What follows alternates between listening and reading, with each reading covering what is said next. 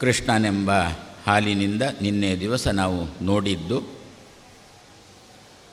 ಒಳ್ಳೆಯ ಮನಸ್ಸೆಂಬ ಮೃದುವಾದ ಮನಸ್ಸೆಂಬ ಮೊಸರನ್ನು ಪಡೆದುಕೊಂಡು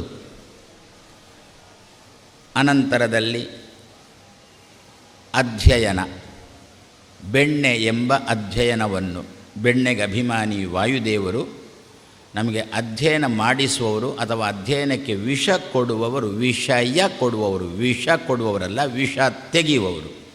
ವಿಷಯವನ್ನು ಕೊಡುವವರು ಆಚಾರ್ಯ ಮಧ್ವರು ವಾಯುದೇವರು.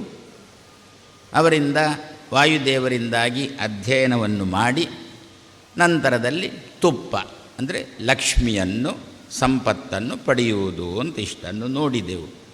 ನಮ್ಮ ಮಕ್ಕಳಿಗೆ ಓದಲಿಕ್ಕೆ ಮನಸ್ಸು ಬರಬೇಕು. ಆ ಮನಸ್ಸು ಬಂದ ಮೇಲೆ ಮಕ್ಕಳು ಓದಬೇಕು, ಅಧ್ಯಯನ ಮಾಡಬೇಕು. ಅಧ್ಯಯನ ಮಾಡಿದ ಮೇಲೆ ಉದ್ಯೋಗಕ್ಕೆ ಸೇರಬೇಕು, ಒಳ್ಳೆ ದುಡ್ಡು ಬರಬೇಕು. ಇದಿಷ್ಟೇ ಇರುತ್ತೆ. ಹಾಲಿನಿಂದ ನಿತ್ಯ ಮನೆಯಲ್ಲಿ ನಾವೇನು ಹಾಲು ತಂದು ಕಾಸೋದು, ಹೆಪ್ಪು ಹಾಕಿಡೋದು, ಮುರಿದ್ವಸಕ್ಕೆ ಮೊಸರಾಗೋದು, ಅದನ್ನು ಕಡಿಯೋದು, ಕಾಸೋದು, ತುಪ್ಪ ತೆಗೆಯೋದು, ಆ ಉಸಾಬರಿಯೇ ಬೇಡ ನಮಗೆ. ಅಷ್ಟು ತಾಳ್ಮೆನೂ ಇಲ್ಲ. ಮರುದಿವಸ ಅದು ಮೊಸರಾಗೋ ತನಕ ಯಾರು ಕಾಯ್ತಾರ್ರಿ? ಆಗಿಂದಾಗಲೇ ಮೊಸರಾಗ್ತದೋ ಅಂತಲೇ ಕಾಯುವವರು ನಾವು. ಅದಕ್ಕಂದ್ರೆ ದೇವರನ್ನೇ ಚಿಂತನೆ ಮಾಡೋಣ. ಹಾಗಾದರೆ ನೀನು ಹಾಲು ಅಂತ ಚಿಂತನೆ ಮಾಡೋಣ. ಮಹಾರಾಯ, ನನ್ನ ಮಗಳಿಗೆ ಅಥವಾ ನನ್ನ ಮಗನಿಗೆ ಏನು ಸ್ವಲ್ಪ ಲಗ್ನ ಆಗಬೇಕು ಅಂಥೇಳಿಕೊಂಡು ಮನಸ್ಸನ್ನು ಹದ ಮಾಡೋ. ಮೊಸರು, ಹಾಲಿನಿಂದ ಮೊಸರು. ಎಷ್ಟೋ ಮಕ್ಕಳು ಬೇಡ ಲಗ್ನ, ಬೇಡ ಲಗ್ನ, ಈಗ ಬೇಡ, ಮತ್ತೆ ಈಗ ಬೇಡ, ಮತ್ತೆ ಆವಾಗ ಸತ್ತ ಮೇಲೆನಾ? ಅದಕ್ಕದರ ಕಾಲಕ್ಕೆ ಆಗಬೇಕು ಪ್ರತಿಯೊಬ್ಬರಿಗೂ ಕೂಡ. ಅದಕ್ಕೇನಾಗಬೇಕು? ಮನಸ್ಸು ಹದ ಆಗಬೇಕು. ಆ ಮನಸ್ಸು ಅದಕ್ಕೆ ಚಂದ್ರವರ್ಣ ದಿವಸ ನಾವು ನೋಡಿದ್ದೇವಲ್ವೋ. ಆದರೆ ಭಗವಂತನೆಂಬ ಹಾಲಿನಿಂದ ಮೊಸರು, ಒಳ್ಳೆಯ ಮನಸ್ಸು. ಯಾವ ಕಾಲಕ್ಕೆ ಯಾವ ರೀತಿ ನಮ್ಮ ಮನಸ್ಸಿಗೆ ಚಿಂತನೆ ಬರಬೇಕು ಆ ರೀತಿಯಾಗಿರತಕ್ಕಂಥ ಮನಸ್ಸು. ಆ ಮನಸ್ಸು ಸರಿ ಅಮ್ಮ ಹುಡುಗನನ್ನು ಹುಡುಕು, ಅಮ್ಮ ಹುಡುಗಿಯನ್ನು ಹುಡುಕು ಅಂತಂದಮೇಲೆ ಆಮೇಲೆ ಅಪ್ಪ ಅಮ್ಮ ಅಧ್ಯಯನ. ಅಧ್ಯಯನ ಅಂದರೆ ಅದರಿಂದ ಬೆಣ್ಣೆ ಅಂದರೆ ವಾಯುದೇವರು. ವಾಯುದೇವರಂದರೆ ಅಧ್ಯಯನಕ್ಕೆ ಸಂಬಂಧಪಟ್ಟ ವಾಯುದೇವರ ರೂಪ ಅದು. ಆಮೇಲೆ ಸಂಪತ್ತು, ತುಪ್ಪ. ಏನು ಸಂಪತ್ತು? ಮಗಳು ಅಂತಾದರೆ ಒಳ್ಳೆಯ ಅಳಿಯ, ಮಗ ಅಂತಾದರೆ ಒಳ್ಳೆಯ ಸೊಸೆ. ಅದೇ ನಮಗೆ ಸಂಪತ್ತು. ಮತ್ತು ಏನು ಬೇರೆ ಸಂಪತ್ತು? ಗ್ರಹಚಾರ. ಹಾಗಾದರೆ ಇದಕ್ಕೋಸ್ಕರ ವಾದಿರಾಜ ಶ್ರೀಪಾದರು ಕೃಷ್ಣನನ್ನು ಹಾಲಿನ ಕಡಲು ಅಂಥೇಳಿ ಚಿಂತನೆ ಮಾಡಿದರು. ನಮಗೆ ಜೀವನದಲ್ಲಿ ನಾನು ಮೊನ್ನೆನೇ ಹೇಳಿದ್ದೆ, ಆರಂಭದಲ್ಲೇ ಹೇಳಿದ್ದೆ, ರುಕ್ಮಿಣೀಶ ವಿಜಯದ ಫಲ ಏನು ಅಂತಂದರೆ ಲಗ್ನ. ಬರೇ ಲಗ್ನ ಅಲ್ಲ, ಒಳ್ಳೆಯ ಹುಡುಗನ ಜೊತೆ ಅಥವಾ ಒಳ್ಳೆಯ ಹುಡುಗಿಯ ಜೊತೆ ಲಗ್ನ. ಆ ಲಗ್ನದಿಂದ ಮತ್ತೆ ಮನಃಶಾಂತಿ ಎನ್ನುವುದೇ ಸಂಪತ್ತು, ಲಕ್ಷ್ಮಿ. ಮನಃಶಾಂತಿ ಎನ್ನುವುದೇ ಅದರಿಂದ ಸಿಗತಕ್ಕಂತಹ ತುಪ್ಪ. ಆ ದೃಷ್ಟಿಯಿಂದ ರುಕ್ಮಿಣೀಶ ವಿಜಯವನ್ನು ವಾದಿರಾಜ ಶ್ರೀಪಾದರು ತಾನು ಆರಂಭ ಮಾಡಿದ್ದಾರೆ ಅಂತ ನಾವು ನೋಡಿದ ಮೇಲೆ, ಅಂತೂ ಧಾತ್ರಿ ಶರಣಂ ಜಗಾಮ. ವಾದಿರಾಜ ಶ್ರೀಪಾದರಂತಾರೆ ಈ ಭೂಮಿಗೆ ತಡ್ಕೊಳ್ಳಿಕ್ಕೆ ಸಾಧ್ಯ ಆಗಿಲ್ಲ ಅಂತ. ಯದ್ಯಪಿ ಇವಳ ಹೆಸರು ಏನು? ಧಾತ್ರಿ ಅಂತೇಳಿ. ಧಾತ್ರಿ ಅಂತ ಭೂಮಿಯನ್ನು ಧರಣಿ ಅಂತ ಕರೀತೇವೆ, ಧಾತ್ರಿ ಅಂತ ಕರೀತೇವೆ. ನಮ್ಮಲ್ಲಿ ಧರಣಿ ಮುಷ್ಕರ ಅಂತ ಉಂಟಲ್ಲ, ಏನರ್ಥ? ಭೂಮಿಯಲ್ಲಿ ಮುಷ್ಕರ ಅಂತ. ಭೂಮಿಯಲ್ಲಿ ಕೂತ್ಕೊಂಡು ಮುಷ್ಕರ ಮಾಡಬೇಕು ಅಂತ ಗ್ರಹಚಾರ. ಅಲ್ಲಿಗೆ ಸೋಫಾ ಕುರ್ಚಿ ಎಲ್ಲ ಬಂದಿರುತ್ತೆ. ಅದು ಸೋಫಾ ಮುಷ್ಕರ ಆಯಿತು ವಿನಃ ಧರಣಿ ಮುಷ್ಕರ ಆಗಿಲ್ಲ. ಅದು ಕುರ್ಚಿ ಮುಷ್ಕರ ಆಯಿತು ವಿನಃ ಧರಣಿ ಮುಷ್ಕರ ಆಗಿಲ್ಲ. ಧರಣಿ ಅಂತಂದರೆ ಭೂಮಿಯಲ್ಲಿ ಕೂತ್ಕೊಂಡು ಮುಷ್ಕರ ಮಾಡಬೇಕು. ಗ್ರಹಚಾರ ಅವನಿಗೆ ಭೂಮಿಯಲ್ಲಿ ಕೂತ್ಕೊಳ್ಳಿಕ್ಕೆ ಕಾಲು ಗಂಟು ಬಿಡಬೇಕಲ್ಲ. ಆದರೂ ಹೆಸರು ಮಾತ್ರ ಧರಣಿ ಮುಷ್ಕರ ಅಂತ ಹೇಳಿಕೊಂಡು. ಹಾಗಾದರೆ ಧರಣಿ ಧಾತ್ರಿ ಅಂತ ಹೇಳಿಕೊಂಡು ಭೂಮಿಗೆ ಹೆಸರು ಯಾಕೆ ಬಂತು? ಎಲ್ಲರನ್ನೂ ಕೂಡ ತಾನು ಧಾರಣೆ ಮಾಡುವವಳು, ಆದ್ದರಿಂದ ಅವಳಿಗೆ ಧಾತ್ರಿ ಅಂತ ಹೆಸರು. ಸದ್ಯಗೇನು ಮಾಡ್ತಾ ಇದ್ದಾಳೆ? ಅಸುರರ ಕಾಟ ಜಾಸ್ತಿ ಆಯಿತು. ಈ ಭೂಮಿಯಲ್ಲೇ ಇದ್ದುಕೊಂಡು ಭೂಮಿಗೆ ಉಪಟಳ ಮಾಡುವವರ ಕಾಟ ಜಾಸ್ತಿ ಆಯಿತು. ಏನು ಮಾಡಿದಳು? ಹೋಗಿ ಚತುರ್ಮುಖ ಬ್ರಹ್ಮನಿಗೆ ಮೊರೆ ಹೊಂದಿದ್ದಳು. ನಿಜವಾಗಿ ಹೋಗಬಾರ್ದಲ್ವೋ? ಯಾಕೆ? ಅವಳ ಹೆಸರು ಧಾತ್ರಿ ಅಂತಲ್ವೋ? ಧಾತ್ರಿ ಧರಣಿ ಅಂದರೆ ಏನರ್ಥ? ಎಲ್ಲರನ್ನೂ ತಾನು ಹೊತ್ತುಕೊಳ್ಬೇಕು ಅಂತ ತಾನೆ ಅದರ ಅರ್ಥ. ಇವರನ್ನು ಹೊತ್ತುಕೊಳ್ತೇನೆ, ಅವರನ್ನು ಬಿಡ್ತೇನೆ, ಅವರು ಬೇಡ, ಇವರು ಬೇಡ, ಇವರು ಮಾತ್ರ ಇರಲಿ ಅಂತಂದರೆ ಅವಳಿಗೆ ಧಾತ್ರಿ ಅಂತ ಹೆಸರು ಬರೋಲ್ಲ. ಧಾತ್ರಿ ಅಂತ ಹೆಸರು ಬರೋದು ಯಾವಾಗ ಅಂತಂದರೆ ಎಲ್ಲರನ್ನೂ ಹೊತ್ತುಕೊಂಡಾಗ ಮಾತ್ರ ಅವಳಿಗೆ ಧಾತ್ರಿ ಎನ್ನತಕ್ಕಂಥ ಹೆಸರು ಸರಿಯಾಗುತ್ತೆ. ಇವಳೇನು ಮಾಡಿದಳು? ಬಬ್ಬೆ ಹಾಕಿದಳು. ಈ ಅಸುರರ ಕಾಟ ತಡ್ಕೊಳ್ಳಿಕ್ಕೆ ನನ್ನಿಂದ ಸಾಧ್ಯ ಆಗೋಲ್ಲ, ಆದ್ದರಿಂದ ದೇವರೇ ಏನಾದರೂ ಕಾಪಾಡು ಅಂತಂದಾಗ ಅಸುರರು ಹೇಳಿದ್ರಂತೆ ನಿನ್ನ ಹೆಸರು ಧಾತ್ರಿ ಅಂತ ಹೇಳಿ, ಆದ್ದರಿಂದ ನಮ್ಮನ್ನು ಕೂಡ ನೀನು ಸಹಿಸಿಕೊಳ್ಬೇಕು, ನಮ್ಮನ್ನು ಕೂಡ ನೀನು ಹೊರಬೇಕು ಅಂತಂದಾಗ ಅವಳು ಶಾಸ್ತ್ರದ ಪುಟ ತೆರೆದಳಂತೆ. ಏನು ಅಂತ? ಒಳ್ಳೆಯವರನ್ನು ಸಲಹುವುದಕ್ಕೆ ನನಗೆ ಧಾತ್ರಿ ಅಂತ ಹೆಸರು ಅಂತಂದಳಂತೆ. ಎಲ್ಲರನ್ನೂ ನಾನು ಹೊತ್ತುಕೊಳ್ಳುವ ದೃಷ್ಟಿಯಿಂದ ನನಗೆ ಧಾತ್ರಿ ಅಂತ ಹೆಸರಲ್ಲ, ಒಳ್ಳೆಯವರನ್ನು ಮಾತುಂಟ ನಮ್ಮಲ್ಲಿ, ಅವರು ದಿವಸ ಊಟ ಮಾಡ್ತಾರೆ ಅಂತ ಒಂದು ಮಾತುಂಟ. ಏಕಾದಶಿ ಊಟ ಮಾಡ್ತೇವಾ? ಯಾರೋ ಕೇಳಿದರು ಏಕಾದಶಿ ಅಂದರೆ ಏನು ಅಂತ ಯಾರೋ ಮತ್ತೆ ಕೇಳಿದರು. ಅದು ಊಟ ಮಾಡಬಾರ್ದು ಅಂತ ಮತ್ತೊಬ್ಬರು ಯಾರೋ ಕೇಳಿದರು. ಹೌದು, 15 ದಿವಸಕ್ಕೊಮ್ಮೆ ಏಕಾದಶಿ ಅಂತ ಒಂದು ಬರುತ್ತೆ. ಆ ಏಕಾದಶಿ ದಿವಸ ಊಟ ಮಾಡಬಾರ್ದು ಅಂತಂದರು. ಯಾಕೆ ಅಂತ ಕೇಳಿದ. ಅದು ಇಲ್ಲೆಲ್ಲ ಸುತ್ತಮುತ್ತ ವಾತಾವರಣದಲ್ಲಿ ಪಾಪಗಳಿದ್ದಾವಲ್ಲ, ಆ ಪಾಪಗಳೆಲ್ಲ ಆ ದಿವಸ ಒಂದು ದಿವಸ ಅವುಗಳಿಗೆ ದೇವರು ಈ ಜಾಗ ಖಾಲಿ ಮಾಡಬೇಕು ಅಂತ ಅಂದಂತೆ. ಒಂದು ದಿವಸದ ಮಟ್ಟಿಗೆ ಈ ಜಾಗ ಖಾಲಿ ಮಾಡಬೇಕು ಅಂತ ಅಂದಂತೆ ದೇವರು. ಯಾವಾಗ? ತಿನ್ನುವ ಪದಾರ್ಥಗಳಲ್ಲೆಲ್ಲ ಹೇಳಿದ, ಇದು ಕ್ರಿಮಿಕೀಟಗಳಲ್ಲೆಲ್ಲ ಹೇಳಿದಂತೆ, ಪಾಪಗಳಲ್ಲೆಲ್ಲ ಹೇಳಿದಂತೆ ಒಂದು ದಿವಸ ನೀವು ವಾತಾವರಣ ಖಾಲಿ ಮಾಡಬೇಕು ಅಂತಂದಂತೆ. ಅವುಗಳಂದ್ರಂತೆ ಖಾಲಿ ಮಾಡೋದಕ್ಕೆ ಅಡ್ಡಿಯಿಲ್ಲ, ನನಗೊಂದು ಜಾಗ ತೋರಿಸಿಕೊಡು, ಅಲ್ಲಿ ಹೋಗಿ ಕೂಡ್ತೇವೆ ಅಂತಂದಂತೆ. ದೇವರಂದಂತೆ ಅನ್ನ ಉಂಟು ಹೋಗಿ ಕೂಡು ಅಂತಂದಂತೆ. ಬ್ರಹ್ಮಹತ್ಯಾದಿ ಪಾಪಾನಿ, ಇದ್ದದರಲ್ಲಿ ಶ್ರೇಷ್ಠವಾದ ಪಾಪ ಅಂದರೆ ಬ್ರಹ್ಮಹತ್ಯ ಅಂದರೆ. ದೇವರನ್ನು ತಿಳಿದವರಿಗೆ ನಾವು ಕೀಟಲೆ ಕೊಡ್ತೇವಲ್ಲ, ಯಾಕೆ? ನಾವಂತೂ ತಿಳಿಲಿಲ್ಲ, ತಿಳಿದವ್ರ ಮೇಲೆ ಮತ್ಸರ ನಮಗೆ ಬಿಟ್ಟಿಲ್ಲ, ಆದ್ದರಿಂದ ಅವರಿಗೆ ಕೀಟಲೆ ಕೊಡ್ತೇವಲ್ಲ, ಇದು ಮೊದಲಿನ ಪಾಪ ಅಂತಂದು ಬಿಟ್ಟರು. ಬ್ರಹ್ಮಹತ್ಯಾದಿ ಪಾಪಾನಿ, ಬ್ರಹ್ಮಾಂಡದಲ್ಲಿ ಏನೆಲ್ಲ ಉಂಟು ಬ್ರಹ್ಮಾಂಡ ಅಂತರ್ಗತಾನಿ ಅನ್ನಂ ಆಶ್ರಿತ್ಯ ತಿಷ್ಟಂತಿ, ಅವುಗಳಿಗೆ ಜಾಗ ದೇವರು ಒದಗಿಸಿಕೊಟ್ಟದ್ದು ಯಾವುದು ಅಂತಂದರೆ ಅನ್ನ. ಯಾರೋ ಅಂದರು, ಸ್ವಾಮಿ ನಾನು ಆ ದಿವಸ ಚಪಾತಿ ತಿನ್ನುವುದು ಅಂತಂದರು.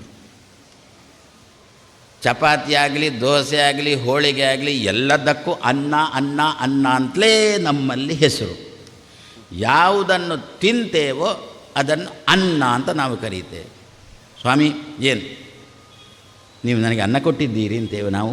ಒಂದು ಸಂಸ್ಥೆಯಲ್ಲಿ ದುಡಿಯುವಾಗ ಆ ಯಜಮಾನನಿಗೆ ನಾವು ಹೇಳ್ತೇವೆ ನನಗೆ ಅನ್ನ ಕೊಟ್ಟ ಸಂಸ್ಥೆ ಅಂತ.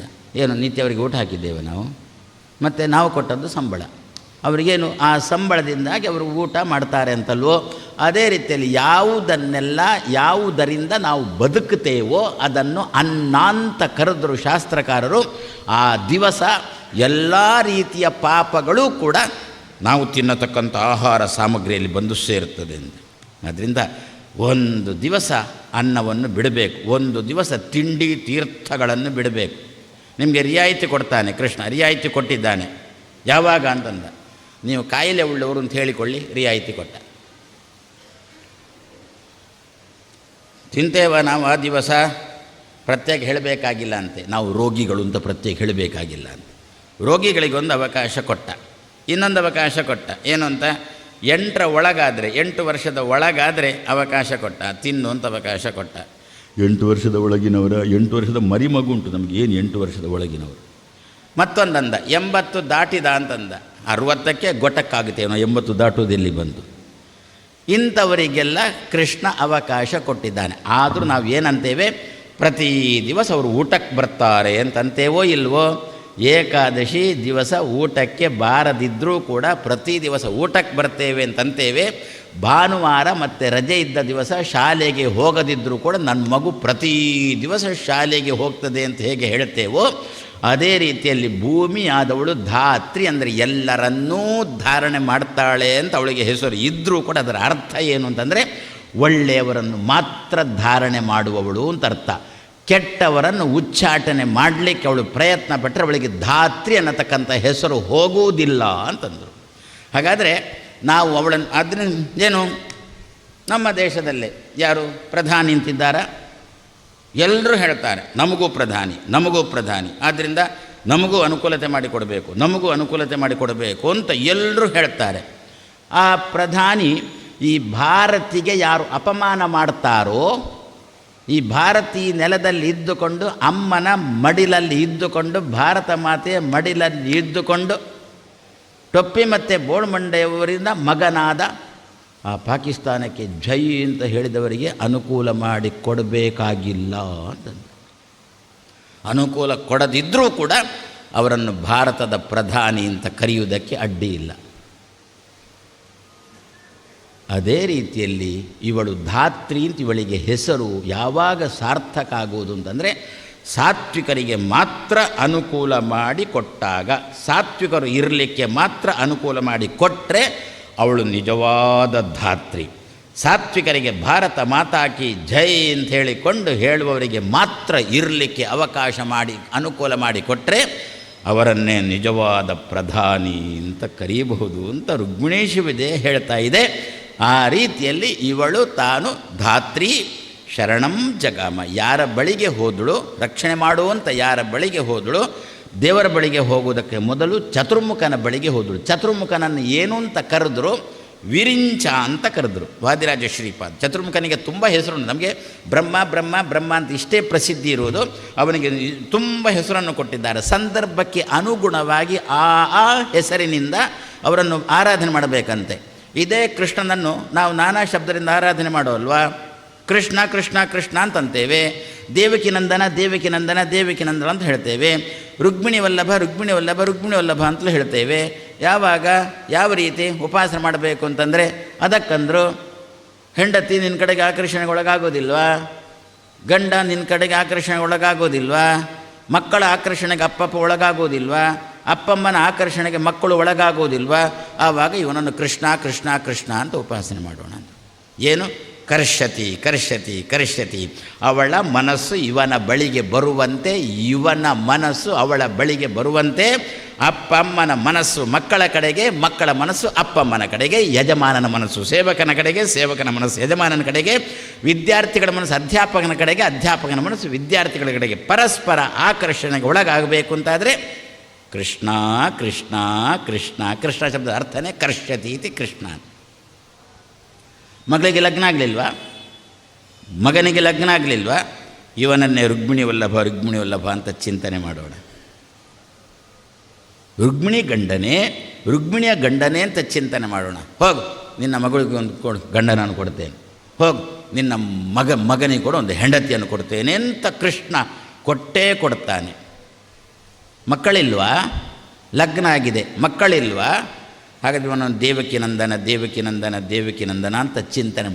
ಯಥಾ ಉಪಾಸತೆ ತಥೈವ ಭವತಿ, ದೇವರನ್ನು ಹೇಗೆ ಚಿಂತನೆ ಮಾಡ್ತೇವೋ ದೇವರು ನಮ್ಮನ್ನು ಹಾಗೆಯೇ ಇಡ್ತಾನೆ ಅಂತಂದರು. ಆದ್ದರಿಂದ ಎಂದೂ ಕೂಡ ದೇವರನ್ನು ಚಿಂತನೆ ಮಾಡುವಾಗ ಏನೇನೇನೇನೇನೇನೋ ಗುಣಗಳಿಲ್ಲ ಅಂತ ಚಿಂತನೆ ಮಾಡಬೇಡಿ, ಏನೇನೇನೇನೂ ಆಕಾರ ಇಲ್ಲ, ಶೇಪ್ ಇಲ್ಲ ಅಂತ ಚಿಂತನೆ ಮಾಡದಿರೋಣ. ಮಾಡಿದರೆ ಇದ್ದ ಶೇಪನ್ನು ತೆಗೆದುಬಿಡ್ತಾನೆ, ಮಾಡಿದರೆ ಇದ್ದ ಅಲ್ಪ ಸ್ವಲ್ಪ ಗುಣಗಳನ್ನು ಕೂಡ ಬ್ಯಾಟ್ರಿ ಹಿಡಿದು ನೋಡಬೇಕು ನಮ್ಮಲ್ಲಿ ಏನಾದರೂ ಗುಣಗಳುಂಟಾ ಅಂತ. ನಾವು ದೇವರನ್ನು ನಿನ್ನಲ್ಲಿ ಗುಣಗಳಿಲ್ಲ, ನಿನ್ನಲ್ಲಿ ಏನಿಲ್ಲ, ನಿನಗೆ ತಿಳುವಳಿಕೆನಿಲ್ಲ, ಆನಂದನಿಲ್ಲ, ಇನ್ನೊಬ್ಬರ ಮೇಲೆ ಕೃಪಾನೂ ಇಲ್ಲ, ದಯಾನೂ ಇಲ್ಲ ಅಂತ ಹೇಳಿಕೊಂಡು ಇದೇ ರೀತಿಯಲ್ಲಿ ದೇವರನ್ನು ಇಲ್ಲ ಇಲ್ಲ ಇಲ್ಲ ಇಲ್ಲ ಅಂತ ಹೇಳ್ಬಿಟ್ಟು ನಮ್ಮನ್ನು ಅಲ್ಲ ಅಂತ ಮಾಡಿಬಿಡ್ತಾನೆ, ನೀನೇ ಇಲ್ಲ ಅಂತ ಮಾಡಿಬಿಡ್ತಾನೆ ಭಗವಂತ. ಆದ್ದರಿಂದ ಹಿರಿಯರು ಹೇಳಿದ್ದು ಏನು ಅಂತಂದರೆ, ನಿನಗೆ ಏನು ಬೇಕೋ ಆ ಶಬ್ದದಿಂದ ದೇವರ ಚಿಂತನೆ ಮಾಡು. ಸದ್ಯ ಈಗ ಇವಳು ಯಾರ ಬಳಿಗೆ ಹೋಗಬೇಕು, ವಾದ್ಯರಾಜರಂತಾರೆ ಮುಕುಂದನ ಬಳಿಗೆ ಹೋಗಬೇಕಂತೆ. ಧ್ರುವಂ ಮುಕುಂದಂ ಮನಸಾ ಸ್ಮರಂತಿ. ಧ್ರುವಂ ಮುಕುಂದಂ, ದೇವರಿಗೆ ಧ್ರುವ ಅಂತ ಹೆಸರುಂಟಲ್ವೋ, ನಾವು ನಿತ್ಯ ಸಹಸ್ರನಾಮ ಪಾರಾಯಣ ಮಾಡುವವರು, ಅದರಲ್ಲಿ ಭಗವಂತನಿಗೆ ಧ್ರುವ ಎನ್ನತಕ್ಕಂಥ ಹೆಸರನ್ನು ಕೊಟ್ಟಿದ್ದಾರೆ. ಏನರ್ಥ? ಗಟ್ಟಿ ನಿಲ್ಲುವವ ಅಂತ ಅರ್ಥ. ಧ್ರುವ ಅಂತಂದರೆ ಚಂಚಲ ಅಲ್ಲ ಅಂತ ಅರ್ಥ. ಮುಕುಂದ ಅಂದರೆ ಏನರ್ಥ? ಬಿಡುಗಡೆ ಕೊಡುವವ ಅಂತ ಅರ್ಥ, ಸಮಸ್ಯೆಗಳಿಂದ ಬಿಡುಗಡೆ ಕೊಡುವವ ಅಂತ ಅರ್ಥ. ಆದ್ದರಿಂದ ಸಮಸ್ಯೆ ಈಗ ಇವಳಿಗೆ ಶುರುವಾಗಿದೆ, ನಮ್ಮ ಭೂಮಿಗೆ, ನಮ್ಮ ಭಾರತ ಮಾತೆಗೆ ಸಮಸ್ಯೆ ಶುರುವಾಗಿದೆ. ಈ ಸಮಸ್ಯೆಯಿಂದ ಭಾರತ ಮಾತೆಯನ್ನು ಬಿಡುಗಡೆಗೊಳಿಸಬೇಕು ಅಂತಾದರೆ ನಾವೆಲ್ಲ ದೇವರನ್ನು ಮುಕುಂದ ಮುಕುಂದ ಮುಕುಂದ ಪ್ರತಿ ದಿವಸ ಒಂದು 10 ಬಾರಿಯಾದರೂ ಚಿಂತನೆ ಮಾಡೋಣ. ಏನು ನಮ್ಮ ಭಾರತ ಮಾತೆಯ ಸಮಸ್ಯೆ ಏನೋ ನಮಗೆಲ್ಲ ಗೊತ್ತು, ಅದನ್ನು ಪ್ರತ್ಯೇಕವಾಗಿ ನಾನು ಹೇಳಬೇಕಾಗಿಲ್ಲ ಅಲ್ವೋ. ಒಳಗಿನಿಂದ ಸಮಸ್ಯೆ, ಹೊರಗಿನಿಂದ ಸಮಸ್ಯೆ, ಎರಡೆರಡು ರೀತಿಯಾಗಿರತಕ್ಕಂಥ ಸಮಸ್ಯೆಗಳು. ಈ ಸಮಸ್ಯೆಯಿಂದ ಬಿಡುಗಡೆ ಆಗಬೇಕಾ ಪ್ರತಿಯೊಬ್ಬರು ನಾವು. ಮತ್ತು ನಮ್ಮ ಕೊಡುಗೆ ಏನು? ಸೈನ್ಯದಲ್ಲಿ ಸೇರಲಿಕ್ಕಾಗುತ್ತಾ ನಮಗೆ? ಸೈನ್ಯಕ್ಕೆ ಸೇರಿದ್ದೇವ? ಇಲ್ಲ. ಮತ್ತು ಬರೇ ಈ ಭಾರತ ಮಾತೆ ಕೊಟ್ಟಿರತಕ್ಕಂಥ ಅನ್ನ ಉಣ್ಣೋದು, ಆರಾಮವಾಗಿ ಮಲಗುವುದು ಅಂದರು.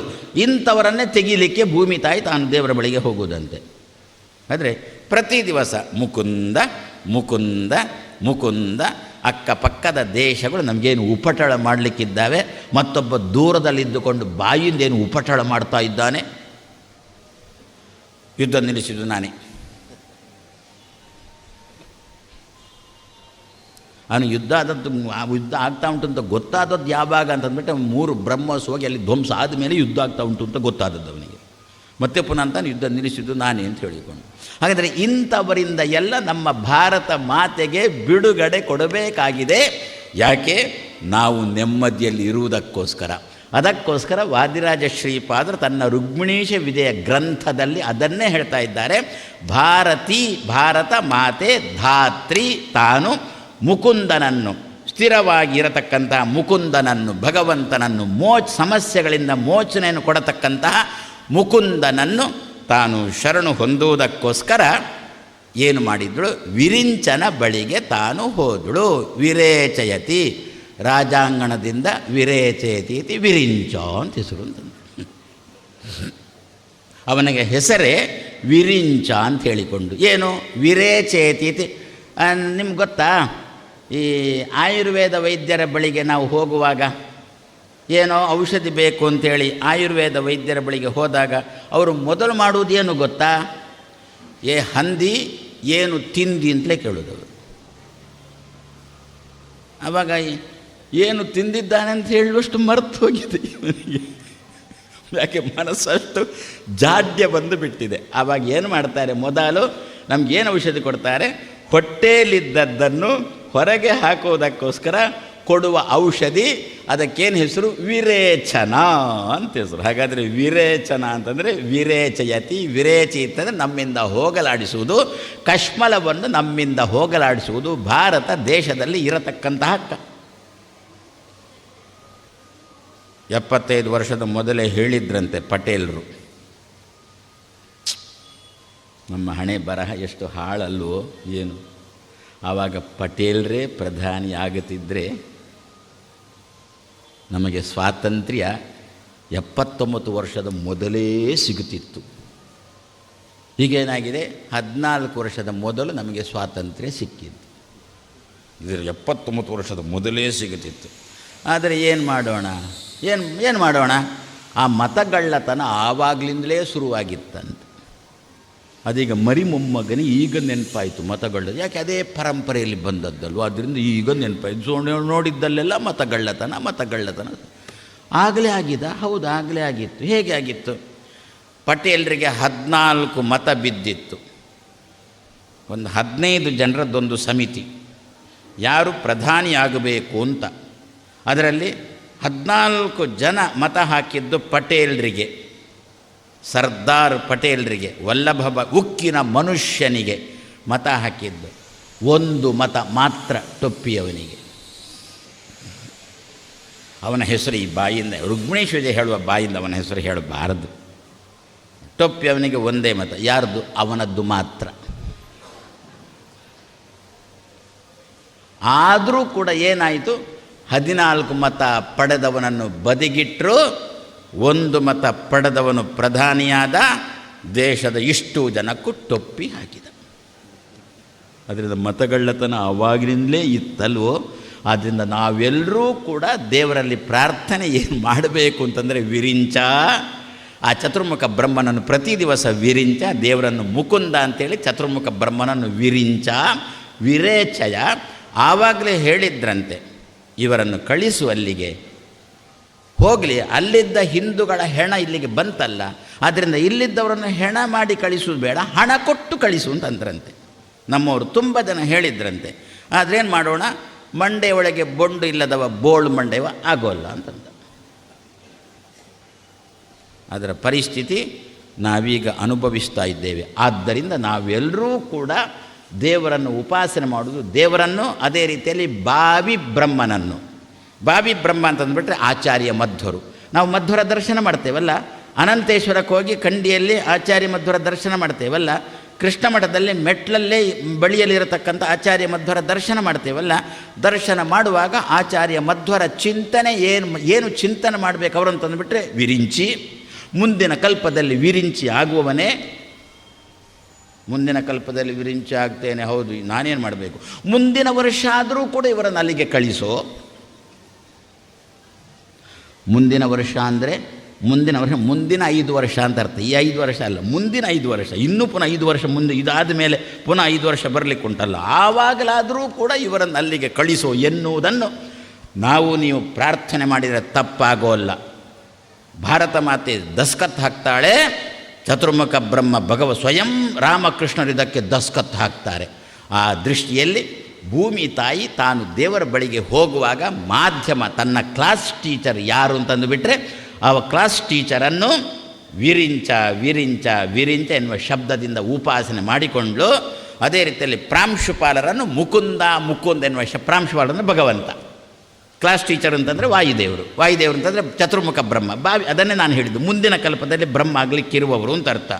ಈ ರೀತಿಯಲ್ಲಿ ಉಪಾಸನೆ ಮಾಡಿದ್ದಕ್ಕೆ ದೇವರು ಏನು ಮಾಡಿದ, ನಿನಗೆ ಬರತಕ್ಕಂಥ ಸಮಸ್ಯೆಗಳು ನಿನಗೆ ಬಿಡುಗಡೆ ಕೊಡ್ತೇನೆ ಅಂತ ಹೇಳಿಕೊಂಡು ಭಗವಂತ ತಾನು ಭೂಮಿಗೆ ಬಂದ. ಸರಿ, ಎಲ್ಲರೂ ಕೂಡ ಹೋಗ್ತಾ ಇದ್ದಾರೆ. ಚತುರ್ಮುಖ ಬ್ರಹ್ಮನ ಬಳಿಗೆ ಭೂಮಿ ತಾನು ಹೋಗಿ ಬೇಡಿಕೊಂಡಾಗ ಚತುರ್ಮುಖ ಬ್ರಹ್ಮ ಇವಳನ್ನು ಕರ್ಕೊಂಡು ಬಾ ಹೋಗೋಣ ಅಂತ ಹೇಳಿಕೊಂಡು ಎಲ್ಲಿಗೆ ಹೋದರು, ಭಗವಂತನ ಬಳಿಗೆ ಹೋದರು. ಏನಿದರ ಅರ್ಥ ಅಂತಂದುಬಿಟ್ರೆ, ಚತುರ್ಮುಖ ಬ್ರಹ್ಮ ಅದರಲ್ಲಿ ರುದ್ರದೇವರು ಸೇರಿದ್ದಾರೆ ಆ ಸಾಲಲ್ಲಿ. ವಿರಿಂಚಿ ವೈರಿಂಚಿ ಮುಖ ಅಮರೇಶಾಹ ಅಂತಾರೆ. ವಿರಿಂಚಿ ಅಂದರೆ ಚತುರ್ಮುಖ, ವೈರಿಂಚಿ ಅಂದುಬಿಟ್ರೆ ಚತುರ್ಮುಖನ ಮಗ ರುದ್ರದೇವರು. ಇವರೇ ಆದಿಯಾಗಿದ್ದುಕೊಂಡು ಎಲ್ಲರೂ ಕೂಡ ಭಗವಂತನ ಬಳಿಗೆ ಹೋಗ್ತಾ ಇದ್ದಾರಂತೆ. ಹೋಗುವಾಗ ಹೇಗೆ ಹೋಗ್ತಾ ಇದ್ದಾರೆ, ಸ್ವಪಾರತಂತ್ರ್ಯಂ ಭುವಿ ಗೃಣಂತಹ. ಏನು ಮಾಡೋಣಮ್ಮ, ನಾವು ಅಸ್ವತಂತ್ರರು. ಈ ಅಸ್ವತಂತ್ರರು ಎನ್ನುವುದನ್ನು ಇಡೀ ಸಮಾಜಕ್ಕೆ ತೋರಿಸ್ತಾ ದೇವರ ಬಳಿಗೆ ಹೋಗ್ತಾ ಇದ್ದಾರೆ. ನಾವು ಕೂಡ ದೇವಸ್ಥಾನಕ್ಕೆ ಏನಾದರೂ ಕೊಡುವಾಗ ಆ ಕೊಡತಕ್ಕಂಥ ವಸ್ತು ದೇವಸ್ಥಾನದಲ್ಲಿ ಇಲ್ಲ ಅಂತಾದರೆ, ಆ ದೇವರಿಗೆ ಬೇಕು ಅಂಥೇಳಿ ಅರ್ಚಕರಿಗೆ ತುಂಬ ಮನಸ್ಸು ಉಂಟು ಅಂತಾದರೆ, ನಾವು ಆ ವಸ್ತುವನ್ನು, ಅರ್ಚಕರು ಪಾಪ ಏನು ಹೇಳಿರ್ತಾರೆ, ದೇವರಿಗೆ ನಿಮ್ಮ ಲೆಕ್ಕದಲ್ಲಿ ಒಂದು ಏನಾದರೂ ಇರ್ರಿ ಅಂತ, ಪಾಪ ಬಡ ದೇವಸ್ಥಾನ ಇಟ್ಟುಕೊಳ್ಳೋಣ. ಯಾಕೆ ಬಡ ದೇವಸ್ಥಾನ ಆಯಿತು, ಅಲ್ಲಿ ಬಂದಂಥ ಕಾಣಿಕೆಯನ್ನು ನಮ್ಮ ಸರ್ಕಾರ ವರ್ಷಬರಿಗೆ ಕೊಡ್ತಾ ಉಂಟು, ಅದರಿಂದ ಬಡ ದೇವಸ್ಥಾನ ಅದು. ಆದರೆ ಅಂತಹ ಬಡ ದೇವಸ್ಥಾನದಲ್ಲಿ ಪಾಪ ಅರ್ಚಕರು ಯಾರ್ಯಾರನ್ನೋ ಕಾಡಿಬೇಡಿ ಆ ದೇವಸ್ಥಾನಕ್ಕೆ ಒಂದು ನಿಮ್ಮ ಲೆಕ್ಕದಲ್ಲಿ ಇರಲಿ ಅಂತಂದಾಗ, ಸರಿ ನಾವು ಅದನ್ನು ಕೊಡ್ತೇವೆ ಅಂತಂದಾಗ ಹೇಗೆ ಕೊಡ್ತೇವೆ ಗೊತ್ತಾ, ಹೀಗೆ ದೊಡ್ಡ ತಟ್ಟೆಯಲ್ಲಿ ಇತ್ತುಕೊಂಡು, ಅವರೇನೋ ಒಂದು ದೇವರಿಗೆ ಉಡ್ಲಿಕ್ಕೆ ಒಂದು ಪೀತಾಂಬರ ಬೇಕು ಅಂತ ಹೇಳಿದ್ರು ಅಂತ ಇಟ್ಟುಕೊಳ್ಳೋಣ. ಆ ಪ್ರತಿಮೆಗೆ ಉಡ್ಡಿಸೋಕ್ಕೆ ನಾವು ಅದನ್ನು ದೊಡ್ಡ ತಟ್ಟೆಯಲ್ಲಿಟ್ಟು ಅದನ್ನು ಹೀಗೆ ಎಲ್ರಿಗೂ ತೋರಿಸ್ತಾ ದೇವರಿಗೆ ಕೊಡ್ತೇವೆ ಅಲ್ವಾ. ಯಾಕೆ, ಅದು ದೇವಸ್ಥಾನದಲ್ಲಿ ಇಲ್ಲ. ದೇವರಿಗೆ ಉಂಟು ಅಂತಾದರೆ, ದೇವಸ್ಥಾನದಲ್ಲಿ ಉಂಟು ಅಂತಾದರೆ, ನಮಗೊಂದೇನೋ ದೇವರಿಗೆ ಕೊಡಬೇಕು ಅಂತ ತೋರಿತು ಅಂತಂದರೆ ಏನು ಮಾಡ್ತೇವೆ ಗೊತ್ತಾ, ಬಚ್ಚಿಟ್ಟು ಹಿಡ್ಕೊಂಡು ಹೋಗ್ತೇವೆ ದೇವರಿಗೆ ಕೊಡುವಾಗ. ಯಾಕೆ, ಅದನ್ನು ತೋರಿಸ್ತಾ ಹೋದರೆ ಎಲ್ಲರೂ ಕೇಳ್ತಾರೆ, ಅದು ದೇವಸ್ಥಾನಕ್ಕೆ ಉಂಟು, ಸುಮ್ಮನೆ ಯಾಕೆ ಕೊಡ್ತೀನಿ, ನಮ್ಮ ಮನೆಯಲ್ಲಿ ಜಾಸ್ತಿ ಆಗಿದೆ ಅಂತ ಕೊಡ್ತೀಯ ಅಂತಂತಾರೆ. ಅದಕ್ಕೇನು ಮಾಡ್ತೇವೆ, ಬಚ್ಚಿಟ್ಟು ನಾವು ಕೊಡ್ತೇವೆ. ದೇವಸ್ಥಾನದ ಇಲ್ಲದ ವಸ್ತುವನ್ನು ದೇವರಿಗೆ ಕೊಡುವಾಗ ಎಲ್ಲ ಪ್ರಚಾರ ಮಾಡಿಕೊಂಡು ಕೊಡ್ತೇವೆ. ಅದೇ ರೀತಿಯಲ್ಲಿ ಈ ದಿವಸ ದೇವತೆಗಳೆಲ್ಲ ಭಗವಂತನ ಬಳಿಗೆ ಹೋಗುವಾಗ ಏನು ಕಾಣಿಕೆ ಹಿಡ್ಕೊಂಡು ಹೋದರು ಅಂತಂದರೆ, ಯಾವ ಕಾಣಿಕೆ ಭಗವಂತನಲ್ಲಿ ಇಲ್ಲವೋ ಅಂಥ ಕಾಣಿಕೆಯನ್ನು ಹಿಡ್ಕೊಂಡು ಹೋಗ್ತಾ ಇದ್ದಾರಂತೆ. ಹೋಗುವಾಗ ಭಾರೀ ಪ್ರಚಾರ ಮಾಡಿಕೊಂಡು ಹೋಗ್ತಾರೆ. ಏನು ಕಾಣಿಕೆ ಹಿಡ್ಕೊಂಡು ಹೋಗ್ತಾರೆ, ಏನು ದೇವರಲ್ಲಿ ಇಲ್ಲ, ದೇವರಲ್ಲಿ ಮತ್ತೆಲ್ಲ ಉಂಟು, ದೇವರಲ್ಲಿ ಅಸ್ವಾತಂತ್ರ್ಯ ಎನ್ನುವುದಿಲ್ಲ. ದೇವರು ಅಸ್ವತಂತ್ರ ಅಲ್ಲ, ದೇವರು ಸ್ವತಂತ್ರ. ಅಸ್ವಾತಂತ್ರ್ಯ ನಮ್ಮಲ್ಲಿರುವುದು, ದೇವರಲ್ಲಿ ಇಲ್ಲ ಅಲ್ಲ. ಆದರೆ ಅದನ್ನೀಗ ನಾವು ಹಿಡ್ಕೊಂಡು ದೇವರ ಬಳಿಗೆ ಹೋಗ್ತಾ, ಅದನ್ನೇ ಅಂತ ಇದ್ದಾರೆ ಗೃಣಂತಹ. ಎಲ್ಲರಿಗೂ ಕೂಡ ತಿಳಿಯ ಹೇಳ್ತಾ ಈ ದೇವತೆಗಳು ನಾವು ಅಸ್ವತಂತ್ರ, ಅದೊಂದು ಪ್ರಜ್ಞೆ ನಮ್ಮಲ್ಲಿ ಇರಲಿ, ದೇವರು ತುಂಬ ಖುಷಿ ಪಡ್ತಾನೆ ಅಂತ. ಅದರಿಂದಾಗಿ ನಾವು ಅಸ್ವತಂತ್ರರು, ಮಹಾರಾಯ ನೀನೇ ಒಬ್ಬ ಸ್ವತಂತ್ರ ಎನ್ನತಕ್ಕಂಥ ಚಿಂತನೆ ನಮ್ಮಲ್ಲಿ ಸದಾಕಾಲ ಇತ್ತು ಅಂತಂದರೆ ಭಗವಂತ ಬೇಗ ತೃಪ್ತಿ ಪಡ್ತಾನೆ ಅಂತ. ಆ ದೃಷ್ಟಿಯಿಂದ ದೇವತೆಗಳೆಲ್ಲ ಅಸ್ವಾತಂತ್ರ್ಯಂ ಗೃಣಂತಹ. ಪ್ರತಿಯೊಬ್ಬರೂ ಕೂಡ ಪರಸ್ಪರ ಮುಖ ನೋಡಿಕೊಂಡು, ನನ್ನಿಂದಾಗೋಲ್ಲ, ನಿನ್ನಿಂದಾಗುತ್ತಾ, ಏನೋ ಭೂಭಾರ ಕಮ್ಮಿ ಮಾಡಬೇಕಂತೆ, ಭೂಮಿ ಬಂದಿದ್ದಾಳೆ, ರುದ್ರ ನನ್ನಿಂದಾಗೋಲ್ಲ ನಿನ್ನಿಂದಾಗುತ್ತಾ ಅಂತ ರುದ್ರದೇವತೆ ಯಾರೋ ಕೇಳೋದು. ಆವಾಗ ರುದ್ರದೇವರು ಮತ್ತೊಬ್ಬರ ಹತ್ರ ನನ್ನಿಂದಾಗೋಲ್ಲ ನಿನ್ನಿಂದಾಗುತ್ತಾ ಅಂತ ಕೇಳೋದು. ಕೊನೆಗೆ ಎಲ್ಲರೂ ಕೂಡ ನಮ್ಮಿಂದ ಆಗೋಲ್ಲ ಅಂತ ಹೇಳಿಕೊಂಡು ಭಗವಂತನ ಬಳಿಗೆ ಬಂದು ಸೇರಿದ್ದಾರೆ. ಹಾಗಾದರೆ ದೇವಸ್ಥಾನಕ್ಕೆ ಬರುವಾಗ ನಮಗೆ ದೇವರು ಬೇಗ ಪ್ರೀತನಾಗಬೇಕು ಅಂತಾದರೆ ಮನೆಯಲ್ಲಿ ಮಾಡಿದ್ದು ಒಂದಷ್ಟು ಹಿಡ್ಕೊಂಡು ಪ್ರೀತಿಯಿಂದ ತಂದಾಗ ದೇವರು ಬೇಡ ಅಂತ ಹೇಳೋ ಅಲ್ಲ. ಆದರೆ ಬೇಗ ಪ್ರೀತನಾಗುವುದು ಯಾವಾಗ ಅಂತಂದ್ರೆ, ಮಹಾರಾಯ ನಾನು ಅಸ್ವತಂತ್ರ, ನನ್ನಿಂದ ಏನು ಮಾಡಲಿಕ್ಕಾಗ್ತಾ ಇಲ್ಲ, ಅದಕ್ಕೋಸ್ಕರ ನಿನ್ನ ಪಾದದ ಬಳಿಗೆ ಬಂದು ಬಿದ್ದಿದ್ದೇನೆ ಅಂತ ಚಿಂತನೆ ಮಾಡಿಕೊಂಡು. ತುಂಬ ಜನ ಒಟ್ಟಿಗೆ ಸೇರಿಕೊಂಡೇ ಬರುವುದು ದೇವಸ್ಥಾನಕ್ಕೆ. ನಿನ್ನೇನೆ ಹೇಳಿದ್ದೆ, ಒಟ್ಟಿಗೆ ಬರುವಾಗ ಏನೋ ಹಾಳು ಹರಟೆ ಮಾತಾಡಿ, ಅದಕ್ಕಿಂತ ಮಹಾರಾಯ ಸಮಸ್ಯೆ ಪರಿಹಾರ ಮಾಡಲಿಕ್ಕೆ ಆಗೋಲ್ಲ, ಹೌದಾ, ಆದರೆ ಬಾ ದೇವರ ಹತ್ರ ಹೇಳೋಣ ಅಂತ ಹೇಳತಕ್ಕಂಥ ವ್ಯಕ್ತಿಯ ಜೊತೆ ನಾವು ದೇವಸ್ಥಾನಕ್ಕೆ ಬರಬೇಕು ಅಂತಾರೆ. ಆವಾಗ ದೇವರು ಏನು ಮಾಡ್ತಾನಂತೆ, ಪಕ್ಕ ಕೇಳಿಸಿಕೊಳ್ತಾನೆ ಅಂತೆ. ಹೌದಾ, ಇವನಿಂದ ಆಗುವುದಿಲ್ಲ ಅಂತ ನನ್ನ ಬಳಿಗೆ ಬಂದಲ್ಲ, ಭೇಷ್, ನಾನು ಇದನ್ನು ಪರಿಹರಿಸಿಕೊಡ್ತೇನೆ. ಸ್ವಪಾರತಂತ್ರ್ಯಂ ಭುವಿ ಗೃಣಂತಹ, ಒಬ್ಬ ಚತುರ್ಮುಖ, ಒಬ್ಬ ರುದ್ರದೇವರು, ಇನ್ನೊಬ್ಬ ಶೇಷದೇವರು, ಮತ್ತೊಬ್ಬ ಇಂದ್ರದೇವರು, ಮತ್ತು ದೇವತೆಗಳು, ಮತ್ತು ಭೂಮಿ, 6 ಜನರನ್ನು ವಾದಿರಾಜ ಶ್ರೀಪಾದರು ಲೆಕ್ಕ ಕೊಡ್ತಾರೆ. ಇವರೆಲ್ಲ ಭಗವಂತನ ಬಳಿಗೆ ಹೋಗಿ ದೇವರನ್ನು ಭೂಮಿಗೆ ಬಾ ಅಂತ ಕರೆಯುವುದಕ್ಕೋಸ್ಕರ 6 ಜನ ತಾವು ತಪಸ್ಸಿಗೆ ಕೂತಿದ್ದಾರೆ ಅಂತೆ. ಮೊದಲನೆಯವ ಚತುರ್ಮುಖ. ಹೇಗೆ ಕೂತ? ದೇವರ ಧ್ಯಾನ ಮಾಡಬೇಕು ಅಂತಾದರೆ ಹೇಗೆ ಕೊಡಬೇಕು? ಸಾಮಾನ್ಯವಾಗಿ ನಮ್ಮಲ್ಲಿ ಅವಸರ ಕೆಲಸ ಏನೂ ಗೊತ್ತಿಲ್ಲ, ಪುರುಸೊತ್ತಂತೂ ಇಲ್ಲವೇ ಇಲ್ಲ ನಮಗೆ ಯಾರಿಗೂ ಕೂಡ. ಆವಾಗ ಹೇಗೆ ಎಲ್ಲ ನಿಂತುಕೊಂಡೆ, ಆಚಮನೆಯಿಂದ ಆರಂಭ ಮಾಡಿಕೊಂಡು ಎಲ್ಲ ನಿಂತುಕೊಂಡೆ ಮಾಡಿಕೊಂಡು 5 ನಿಮಿಷದಲ್ಲಿ ಕಟಕಟ ಅಂತ ಹೊರಟೇ ಬಿಟ್ಟ. ಕೂತ್ಕೊಳ್ಳೋದು ಕಚೇರಿಯಲ್ಲಿ ಮಾತ್ರ. ಅದಕ್ಕಂದ್ರು ದೇವರ ಧ್ಯಾನ ಮನಸ್ಸಿನ ಏಕಾಗ್ರತೆಯಿಂದ ಬರಬೇಕು. ಮನಸ್ಸಿಗೆ ಏಕಾಗ್ರತೆ ಬರುವುದು ದೇಹ ಅಲುಗಾಡದೆ ಇರುವಾಗ. ದೇಹ ಅಲುಗಾಡಬಾರ್ದು ಅಂತಂದರೆ ಒಂದು ಕಡೆ ಕೂತ್ಕೊಳ್ಳಿ. ಅಚರತ್ವಂಚ ಅಪೇಕ್ಷ ಅಂತ ವೇದವ್ಯಾಸದೇವರಂದರು. ಮನಸ್ಸಿಗೆ ಚಾಂಚಲ್ಯ ಬರುವುದು ದೇಹದ ಚಾಂಚಲ್ಯದಿಂದ. ದೇಹ ಯಾವಾಗ ಅಲುಗಾಡುವುದು? ನಿಂತುಕೊಂಡಾಗ ದೇಹ ಅಲುಗಾಡ್ತದೆ ಅಂತಂದರು. ಅದಕ್ಕೆ ಒಂದು ಕಡೆ ಕೂತ್ಕೊ. ಸಾಮಾನ್ಯವಾಗಿ ಯಾವ ಆಸನ ಹಾಕ್ಕೊಂಡು ಕೊಡಬೇಕು? ಹಿರಿಯರೊಂದಂದರು, ಯಾವ ಆಸನ ಹಾಕಿಕೊಂಡು ಕೂತ್ರೆ ನಿನಗೆ ದೇವರ ಧ್ಯಾನ ಮಾಡಲಿಕ್ಕೆ ಮನಸ್ಸಿಗೆ ಏಕಾಗ್ರತೆ ಸುಲಭದಲ್ಲಿ ಬರುತ್ತೋ ಆ ಆಸನ ಹಾಕು ಅಂತದ್ದು. ಇಲ್ಲದ್ರೆ ಏನಾಗುತ್ತೆ ಗೊತ್ತಾ, ಆಸನದ ಕಡೆಗೇನೆ ಮನಸ್ಸು ಹೋಗುತ್ತೆ. ಏನೋ ಪದ್ಮಾಸನ ಹಾಕಿ ಕೂತ ಹೇಳಿದ್ದಾರೆ ಅಂತ ಹೇಳುವ ಪದ್ಮಾಸನ ಹಾಕಿ ಕೂತ, ಅಬ್ಬಾ ಆ ಕಾಲು ನೋವು ಬರಲಿಕ್ಕೆ ಶುರುವಾಗಿ ಮನಸ್ಸು ದೇವರ ಕಡೆ ಹೋಗ್ತಾ ಇಲ್ಲ. ಕಾಲು ನೋವು ಅಂತ ಅಲ್ಲಿಗೆ ಮನಸ್ಸು. ಅದಕ್ಕಂದ್ರೆ ಯಾವ ಆಸನ ತಮೇವ ದೇಶಂ ಸೇವೇತ ತಂ ಕಾಲಂ ಮನಃ ಯತ್ರ ಪ್ರಸೀದತಿ. ಯಾವ ನೆಲದಲ್ಲಿ ಕೂತ್ಕೊಳ್ಳಿಕ್ಕಾಗೋಲ್ವಾ? ಕುರ್ಚಿಯಲ್ಲೇ ಕೂತ್ಕೊಂಡು ಮಾಡೋದು. ಕೆಲವರು ಹೇಳೋದುಂಟು, ನೆಲದಲ್ಲಿ ಕೂತ್ಕೊಳ್ಳಿಕ್ಕೆ ಆಗೋಲ್ಲ, ಮಂಡಿ ನೋವು, ಆದ್ದರಿಂದ ಪೂಜೆ ಮಾಡೋದನ್ನು ಬಿಟ್ಟಿದ್ದೇನೆ ಅಂತ. ಅದಕ್ಕಂದು ಕುರ್ಚಿ ಅನ್ನೋದೊಂದು ಆಸನ ಉಂಟು. ಆ ಆಸನದಲ್ಲಿ ಕೂತ್ಕೊಂಡು ನೆಲದಲ್ಲಿ ಕೂತ್ಕೊಳ್ಳಿಕ್ಕೆ ಆಗೋದಿಲ್ವ? ಇಲ್ಲ, ಕೂತ್ಕೊಳ್ಳಿಕ್ಕೆ ಆಗೋದಿಲ್ಲ. ಯಾಕೆ? ಮಂಡಿ ನೋವು. ಆದರೂ ಊಟ ಬಿಟ್ಟಿಲ್ಲ. ಹೇಗೆ ಮಾಡ್ತೀಯಾ? ಅದು ಮೇಜಲ್ಲಿ ಕೂತ್ಕೊಂಡು ಕುರ್ಚಿಯಲ್ಲಿ ಕೂತ್ಕೊಂಡು ಕುರ್ಚಿಯಲ್ಲಿ ಕೂತ್ಕೊಂಡು ಮೇಜಲ್ಲಿ ಊಟ ಮಾಡ್ತೇನೆ. ಹೌದಾ? ಹಾಗಾದರೆ ಊಟಕ್ಕಾಗುತ್ತೆ, ಪಾಠಕ್ಕೂ ಹಾಗೆ ಆಗುತ್ತೆ ಅಂತ ದೇವರಂದ. ಪಾಠ ಅಂದರೆ ದೇವರ ಚಿಂತನೆ ಅಂದರೆ ಒಂದೇ ಇರುತ್ತೆ, ಅದಕ್ಕೂ ಆಗುತ್ತೆ ಅಂತಂದ. ಆದರೆ ಇವ ಏನು ಮಾಡಿದ? ಪದ್ಮಾಸನ ಹಾಕಿದ, ದೇವರ ಧ್ಯಾನದಲ್ಲಿ ತೊಡಗಿದ, ಒಂದೇ ಆಸನ ಹಾಕ್ಕೊಂಡ, ದೇವರ ಚಿಂತನೆಯಲ್ಲಿ ತೊಡಗಿದ. ಏನು ಹೆಸರು ಬಂತು ಅವನಿಗೆ? ಪದ್ಮಾಸನ ಅಂತಲೇ ಹೆಸರು ಬಂತಂತೆ. ಚತುರ್ಮುಖ ಬ್ರಹ್ಮನನ್ನು ಪದ್ಮಾಸನ ಅಂತ ಕರೀತಾರೆ. ನಾವು ದೇವರ ಧ್ಯಾನ ಕೊಡುವಾಗ ನಮ್ಗೆ ಆಸೆ ಇರುತ್ತೆ ಪದ್ಮಾಸನ ಹಾಕ್ಕೊಂಡು ಕೊಡಬೇಕು ಅಂತ. ಆದರೆ ಏನು ಮಾಡೋಣ, ಹೊಟ್ಟೆ ಬಿಡೋಲ್ಲ. ಅದು ಪದ್ಮಾಸನ ಹಾಕಬೇಕು ಅಂತಂದರೆ 2 ಪಾದ ಮೇಲ್ಮುಖವಾಗಿ ಇರಬೇಕಲ್ಲ. ಮೇಲ್ಮುಖವಾಗಿರಬೇಕು ಅಂತಂದರೆ ಗ್ರಹಚಾರಿ ಹೊಟ್ಟೆ ಏನು ಮಾಡೋಣ, ತೆಗೆದಿಡ್ಲಿಕ್ಕೆ ಬರುತ್ತಾ? ಅದಕ್ಕಂದ್ರು ಚತುರ್ಮುಖ ಬ್ರಹ್ಮನ ಚಿಂತನೆ ಮಾಡು. ಏನು ಅಂತ ಚಿಂತನೆ ಮಾಡು? ಪದ್ಮಾಸನ ಅಂತ ಚಿಂತನೆ ಮಾಡು. ಆವಾಗ ಹೊಟ್ಟೆ ಭಾರವನ್ನು ಕಮ್ಮಿ ಮಾಡ್ತಾನೆ. ಪದ್ಮಾಸನ ಹಾಕ್ಕೊಂಡು ಕೂತ್ಕೊಳ್ಳಿಕ್ಕೆ ಒಮ್ಮೆಲೆ ಆಗಲಿಕ್ಕಿಲ್ಲ, ಕ್ರಮೇಣ ಪದ್ಮಾಸನ ಹಾಕಿ ಕೂಡಲಿಕ್ಕೆ ನಮಗೆ ಅನುಕೂಲ ಮಾಡಿಕೊಡ್ತಾನೆ. ಅವನಿಗೆ ಪದ್ಮಾಸನ ಅಂತ ಹೆಸರು ಬಂತಂತೆ. ಆ ಆಸನ ಹಾಕಿಕೊಂಡು ದೇವರ ಧ್ಯಾನಕ್ಕೆ ತೊಡಗಿದಾಗ ಯಾರ್ಯಾರು ಯಾವ್ಯಾವ ಕ್ರಮದಲ್ಲಿರ್ತಾರೋ ಅವರವರಿಗೆ ಆ ಹೆಸರು ಬರುತ್ತೆ ಅಂತ ನಮ್ಮ ಶಾಸ್ತ್ರದ ನಿಯಮ ಅಲ್ಲ, ಲೋಕದ ನಿಯಮವೂ ಕೂಡ. ನಮ್ಮಲ್ಲಿ ಒಬ್ಬರು ಗೊತ್ತಿಲ್ಲ ಅಂತ ಮಂತ್ರಿದ್ದಾರೆ, ಗೊತ್ತಾ? ಏನು ಬೇಕಾದರೂ ಕೇಳಿ, ನನಗೆ ಗೊತ್ತಿಲ್ಲ, ಇನ್ನು ವಿಚಾರ ಮಾಡಬೇಕಷ್ಟೆ. ಯಾರು? ನಿಮ್ಮ ಮನೆ ಮಂತ್ರಿ. ಅದನ್ನು ಕನ್ನಡೀಕರಿಸಿದ್ದು ನಾನು. ಅದು ಸಂಸ್ಕೃತದ ಹೆಸರು ಬೇರೆ ಉಂಟು, ಅದನ್ನು ಕನ್ನಡೀಕರಿಸಿ. ಏನೇ ಕೇಳಿ, ಅಲ್ಲ ಅಲ್ಲಿ ಇಷ್ಟು ಕಳ್ಳತನ ಆಯ್ತಂತೆ, ನಿಮ್ಮ ಪ್ರತಿಕ್ರಿಯೆ ಏನು? ನಂಗೆ ಗೊತ್ತಿಲ್ಲ, ಇನ್ನು ವಿಚಾರ ಮಾಡಬೇಕಷ್ಟೆ. ಅಲ್ಲ ಅಲ್ಲಿ ಒಂದು 13 ಹೊಂಡ ತೆಗೆದ್ರಂತೆ ಅಲ್ವೋ? ಹೌದಾ?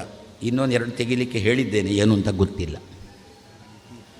ಕೊನೆಗೆ ಏನಾಯಿತು, ಪತ್ರಿಕೆಯವರು ಏನು ಬರೆದ್ರು ಗೊತ್ತಿಲ್ಲ, ಮಂತ್ರಿಗಳು ಆ 13 ಹೊಂಡದ ಕಡೆಗೆ ಹೋಗ್ತಿದ್ದಾರೆ ಅಂತ ಬರೆದು ಬಿಟ್ಟು. ಉಂಟಾ ನೋಡಿ, ಶಾಸ್ತ್ರಕಾರರು ವಾದಿರಾಜರು 600 ವರ್ಷದ ಮೊದಲೇ ಹೇಳಿದ್ದಾರೆ, ನಮ್ಮ ಚರ್ಯೆಗೆ ಅನುಗುಣವಾಗಿ ನಮಗೆ ಹೆಸರು ಬರುತ್ತೆ ಎನ್ನುವುದನ್ನು. ನಾನೀಗ ಇಷ್ಟೇ ಹೇಳ್ತಿದ್ರೆ, ಅವ ಪದ್ಮಾಸನ ಹಾಕಿಕೊಂಡು ದೇವರ ಧ್ಯಾನ ಮಾಡಿದ, ಆದ್ದರಿಂದ ಅವನಿಗೆ ಪದ್ಮಾಸನ ಅಂತ ಹೆಸರು ಬಂತು ಅಂತಂದು ಬಿಟ್ಟರೆ, ಹೌದೋ ಏನೋ, ಸ್ವಾಮಿಗಳು ಸುಳ್ಳು ಹೇಳಲಿಕ್ಕಿಲ್ಲ, ಸುಳ್ಳು ಹೇಳುವುದಿಲ್ಲ ಅಂತಲ್ಲ, ಸ್ವಾಮಿಗಳು ಸುಳ್ಳು ಹೇಳಲಿಕ್ಕಿಲ್ಲ ಅಂತ. ಈಗ ನಾನು ಇಷ್ಟು ಹೇಳಿದಾಗ ಖರೆ, ಹೌದು, ಅವನಿಗೆ ಪದ್ಮಾಸನ ಹೆಸರು ಬಂದದ್ದು ಸರಿ ಉಂಟ್ರಿ. ಯಾಕೆ? ಅವ ಪದ್ಮಾಸನ ಹಾಕಿಕೊಂಡೇ ದೇವರ ಧ್ಯಾನ ಮಾಡಿದ್ರಿಂದ. ಹೇಗೆ ಅಂತಂದರೆ, ನಿದ್ದೆ ಮಾಡುವ ಒಬ್ಬರು ಮಂತ್ರಿ ಇದ್ದಾರೆ ಗೊತ್ತಾ, ಎಲ್ಲೇ ಕೂಡಲಿ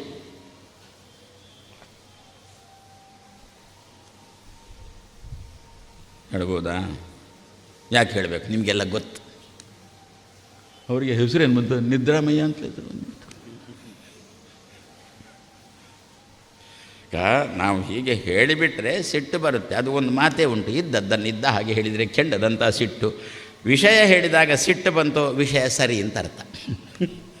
ಇಷ್ಟೇ ನಾವು ಹೇಳ್ತಕ್ಕಂಥ ವಿಷಯ ಸರಿ ಉಂಟೋ ಇಲ್ವೋ ಅಂತ ಖಾತ್ರಿ ಮಾಡಿಕೊಳ್ಳುವುದು ಹೇಗೆ ಅಂತಂದರೆ, ಯಾರ ಬಗ್ಗೆ ನಾವು ಹೇಳ್ತೇವೋ ಕೇಳಿಸಿಕೊಳ್ಳುವವರು ಸಿಟ್ಟು ಮಾಡಿದ್ರೆ ನಾನು ಹೇಳೋದು ಸತ್ಯ ಅಂತ ಪುನಃ ನಾನು ಆ ದೇವರಿದ್ರು ಈ ದೇವರಿದ್ರು ಕಾಯಿ ಹಿಡ್ಕೊಂಡು ಪ್ರಮಾಣ ಮಾಡಬೇಕಾಗಿಲ್ಲ, ನಾನು ಹೇಳಿದ್ದು ಸತ್ಯ ಅಂತ ಹೇಳಿಕೊಂಡು ಅಲ್ವೋ.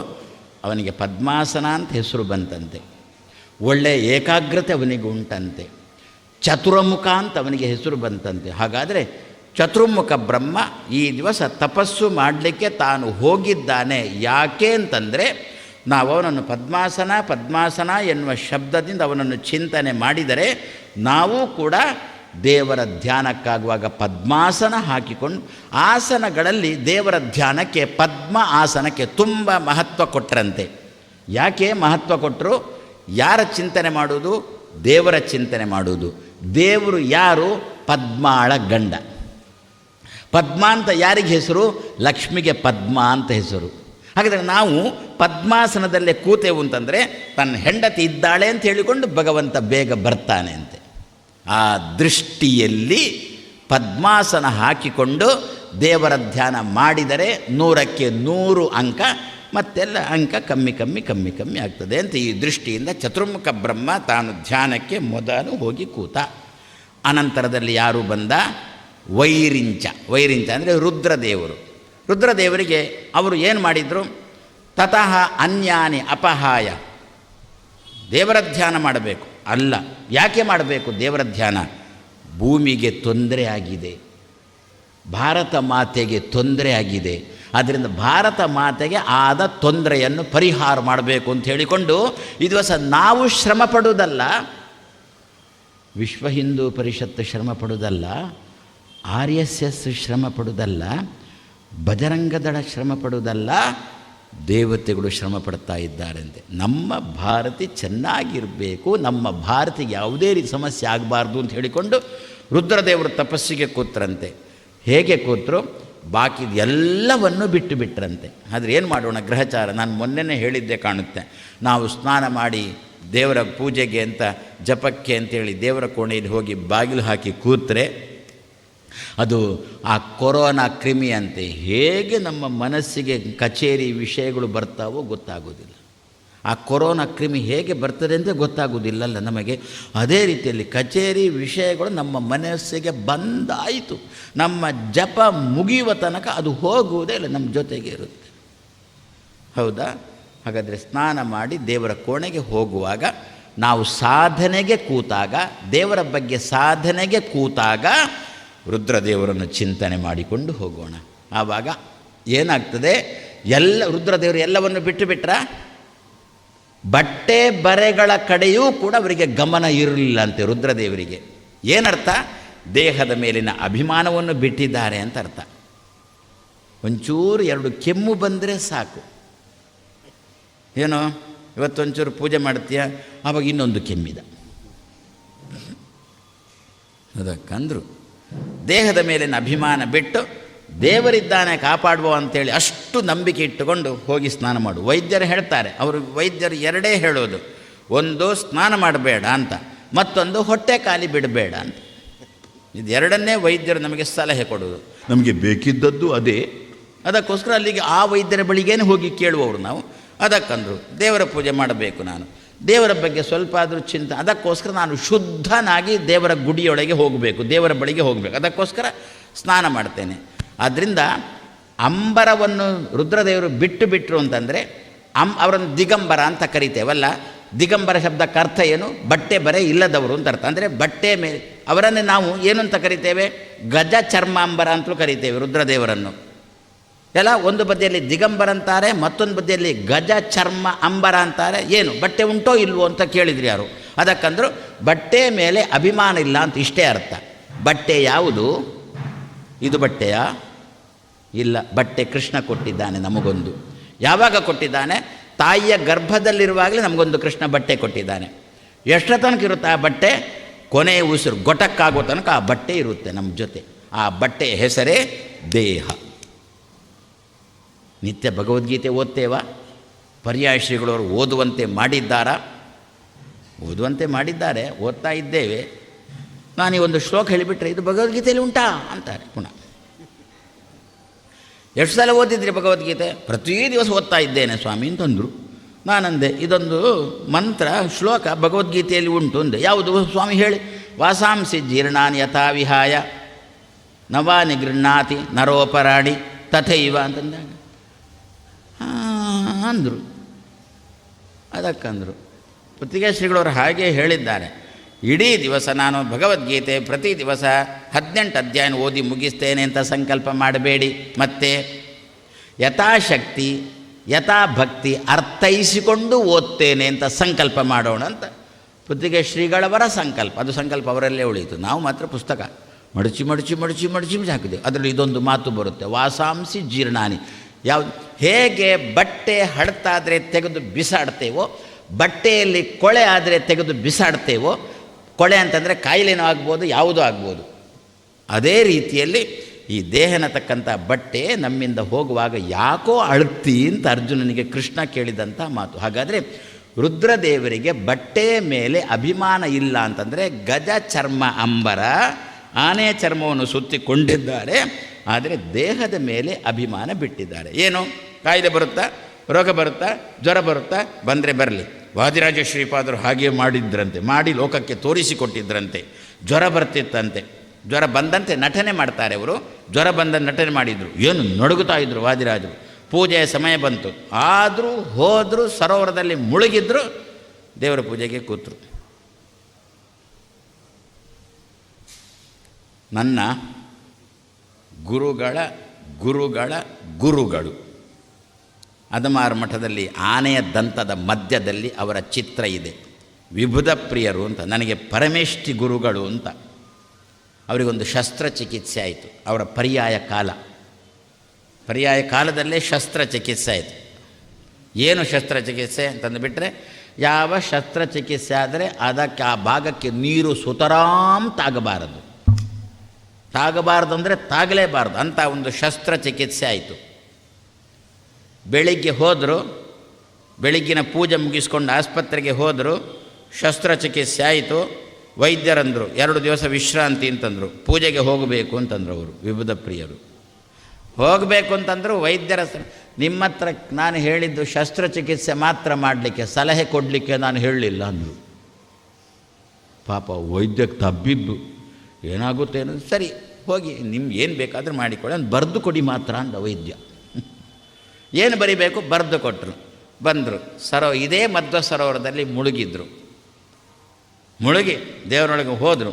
ಅವರು ಶಸ್ತ್ರಚಿಕಿತ್ಸೆ ಆಯಿತು, ಸರೋವರದಲ್ಲಿ ಸ್ನಾನ ಮಾಡಿದರು, ಮುಳುಗಿ ಸ್ನಾನ ಮಾಡಿದರು. ಅದು ಕೂಡ ನೀರು ಹಾಕ್ಕೊಂಡದ್ದಲ್ಲ, ಮುಳುಗಿಯೇ ಸ್ನಾನ ಮಾಡಿದರು. ಪೂಜೆಗೆ ಹೋದರು ಅಂತ ಗೊತ್ತಾಗ ಮತ್ತೊಬ್ಬರು ಯಾರೋ ಅವರಿಗೆ ಆಗದವರು ಯಾರೋ ಒಬ್ಬರು ದೊಡ್ಡ ದೊಡ್ಡ ಬೀಗ ಹಿಡ್ಕೊಂಡು ಬಂದಾಯಿತು. ಯಾಕೆ? ವಿಭುಧ ಪ್ರಿಯರು ಈಗ ಕಾಲಾಗುತ್ತಾರೆ, ಅವರ ಮಠಕ್ಕೆ ಬೀಗ ಹಾಕೋಣ ಅಂತೇಳಿ. ವಿಭುಧ ಪ್ರಿಯರು ದೇವರ ಮೇಲೆ ನಂಬಿಕೆ ಇಟ್ಟರು, ದೇಹದ ಮೇಲೆ ಅಭಿಮಾನ ಬಿಟ್ಟರು, ದೇವರ ಮೇಲೆ ನಂಬಿಕೆ ಇಟ್ಟರು, ಸ್ನಾನ ಮಾಡಿದರು, ಕೃಷ್ಣನಿಗೆ ಮಹಾಮಂಗಳಾರತಿ ಮಾಡಿದರು. ಪರ್ಯಾಯ ಮುಗಿಯೋ ತನಕ ಏನೂ ಆಗಿಲ್ಲ ಅವರಿಗೆ. ಅಷ್ಟು ಶ್ರದ್ಧೆ ನಮಗೆ ನಿಮಗೆ ಇಲ್ಲ ಅಂತ ನನಗೂ ಗೊತ್ತು, ನಿಮಗೂ ಗೊತ್ತು. ಆದರೂ ಅಂಥವರ ಕತೆ ನಾವು ಕೇಳಿದೆವು ಅಂತಂದುಬಿಟ್ರೆ ನಮಗೊಂಚೂರು ಆಸೆ ಬರಬಹುದೋ ಏನೋ ಅಂತ ಹೇಳಿಕೊಂಡು ಆ ದೃಷ್ಟಿಯಲ್ಲಿ ರುದ್ರದೇವರು ಹಾಗಾದರೆ ಜಪಕ್ಕೆ ಕೂಡುವಾಗ ರುದ್ರದೇವರ ಚಿಂತನೆ ಮಾಡಬೇಕು. ಯಾಕೆ ಅಂತಂದರೆ ದೇಹದ ಮೇಲಿನ ಅಭಿಮಾನ ಬಿಡುವುದಕ್ಕೋಸ್ಕರ, ವಸ್ತ್ರದ ಮೇಲಿನ ಅಭಿಮಾನ ಬಿಡುವುದಕ್ಕೋಸ್ಕರ ಎಲ್ಲವನ್ನು ಬಿಟ್ಟರಂತೆ ದೇವರ ಪೂಜೆಗೆ ಅಂತ, ದೇವರ ಧ್ಯಾನಕ್ಕೆ ಅಂತ ಕೂತ್ರಂತೆ. ಈಗಂತೂ ಮೊದಲಾದರೆ ಸ್ವಲ್ಪ ವಾಸಿ ಇತ್ತು, ಈಗಂತೂ ಭಾರೀ ಅಧ್ವಾನ.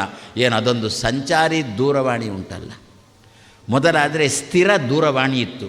ಆದ್ದರಿಂದ ಇವ ಸ್ನಾನ ಮಾಡಿ ದೇವರ ಪೂಜೆಗೆ ಅಂತ ದೇವರ ಕೋಣೆಯೊಳಗೆ ಹೋದಾಗ ಆ ಸ್ಥಿರ ದೂರವಾಣಿಯನ್ನು ಹಿಡ್ಕೊಂಡು ಹೋಗ್ಲಿಕ್ಕೆ ಆಗುವುದಿಲ್ಲ, ಮತ್ತು ಅದು ಅಲ್ಲೇ ಇವ ಇಲ್ಲೇ. ಆದರೂ ತಲೆಯಲ್ಲಿ ಆ ಟೆಲಿಫೋನ್ ಇರ್ತಿತ್ತು ಬಿಡಿ, ಅಂತೂ ಇದನ್ನು ಹಿಡ್ಕೊಂಡು ಹೋಗ್ಲಿಕ್ಕೆ ಆಗ್ತಿರಲಿಲ್ಲ.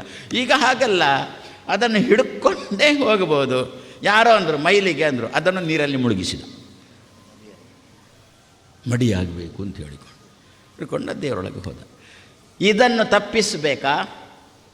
ಎಲ್ಲರಿಗೂ ಒಂದೇ ಚಟ ಮಾನಸಿಕವಾದ. ಏನು ಸ್ವಾಮಿ, ಏನು ನನ್ನ ಮಗು ಮೊಬೈಲ್ ಬಿಡೋ ಅಲ್ಲ, ಮೊಬೈಲ್ ಬಿಡು ಅಂತಂದುಬಿಟ್ರೆ ಪ್ರಾಣನೇ ಬಿಡುತ್ತೆ ಅಂದರೆ ಹೌದು, ಮೊಬೈಲ್ ಬಿಡು ಅಂತ ಅಮ್ಮ ಹೇಳೋದು, ಸಂಚಾರಿ ದೂರವಾಣಿಯನ್ನು ಬಿಡು ಅಂತ ಅಮ್ಮ ಹೇಳೋದು, ಆಯಿತು ಅಂತ ಕೆಳಗಿಡುವುದು, ಅದು ಹೋಗಿ ಕುತ್ತಿಗೆಗೆ ನೇಣು ಹಾಕೊಳ್ಳೋದು. ಇಂಥ ಪ್ರಸಂಗ ಉಂಟಾ ನಮ್ಮ ಜೀವನದಲ್ಲಿ, ನಡೀತಾ ಇರುತ್ತಾ? ಹಾಗಾದರೆ ಮಗುವಿನ ಪೂಜೆ ಏನು, ಮಗುವಿನ ತಪಸ್ಸೇನು, ಮಗುವಿನ ಧ್ಯಾನ ಏನು? ಅಧ್ಯಯನ. ಏನು ತರಗತಿಯಲ್ಲಿ ಓದಬೇಕು, ತರಗತಿಗೆ ಸಂಬಂಧಪಟ್ಟನ್ನು ಓದಬೇಕು, ಅದು ಮಗುವಿನ ಅಧ್ಯಯನ. ಅದೇ ಮಗು ಮಾಡತಕ್ಕಂಥ ಪೂಜೆ, ಸರಸ್ವತಿ ಪೂಜೆ. ಆ ಪೂಜೆಗೆ ಸಂಚಾರಿ ದೂರವಾಣಿ ಅಡ್ಡ, ಹೌದಾ? ಹಾಗಾದರೆ ರುದ್ರದೇವರನ್ನು ಚಿಂತನೆ ಮಾಡೋಣ. ಎಂತಹ ರುದ್ರದೇವರನ್ನು? ಎಲ್ಲವನ್ನೂ ಬಿಟ್ಟು ರುದ್ರದೇವರು ತಾನು ಭಗವಂತನ ಧ್ಯಾನಕ್ಕೆ ಕೂತಿದ್ದಾರೆ ಅಂತ ಹೇಳಿಕೊಂಡು ಚಿಂತನೆ ಮಾಡೋಣ. ಅಂತಹ ರುದ್ರದೇವರು ನಮ್ಮ ಮಗುವಿನೊಳಗೆ ಚಿಂತನೆ ಮಾಡೋಣ. ನೋಡಿ, ಚಿಂತನೆ ಪ್ರಾಮಾಣಿಕವಾಗಿರಲಿ, ಕಾಟಾಚಾರದ ಚಿಂತನೆ ಕೊಡೋದು. ಮಗು ಯಾಕೆ ಸಂಚಾರಿ ದೂರವಾಣಿಯನ್ನು ಬಿಡೋಲ್ಲ? ಕನಿಷ್ಠ ಆ ಪರೀಕ್ಷೆಯ ಸಮಯದಲ್ಲಿ ಆದರೂ, ಆ ಓದುವ ಸಮಯದಲ್ಲಿ ಆದರೂ ಮಗು ಯಾಕೆ ಬಿಡೋಲ್ಲ? ಈಗಲೂ ಕೂಡ ನಮ್ಮ ಋಷಿಮುನಿಗಳಿಗೆ, ದೇವತೆಗಳಿಗೆ ಶಕ್ತಿ ಉಂಟು. ಅದನ್ನು ಪಡೀಲಿಕ್ಕೆ ಬೇಕಾಗಿರತಕ್ಕಂಥ ತಾಕತ್ತನ್ನು ನಾವು ಸಂಪಾದನೆ ಮಾಡಬೇಕಷ್ಟೇ.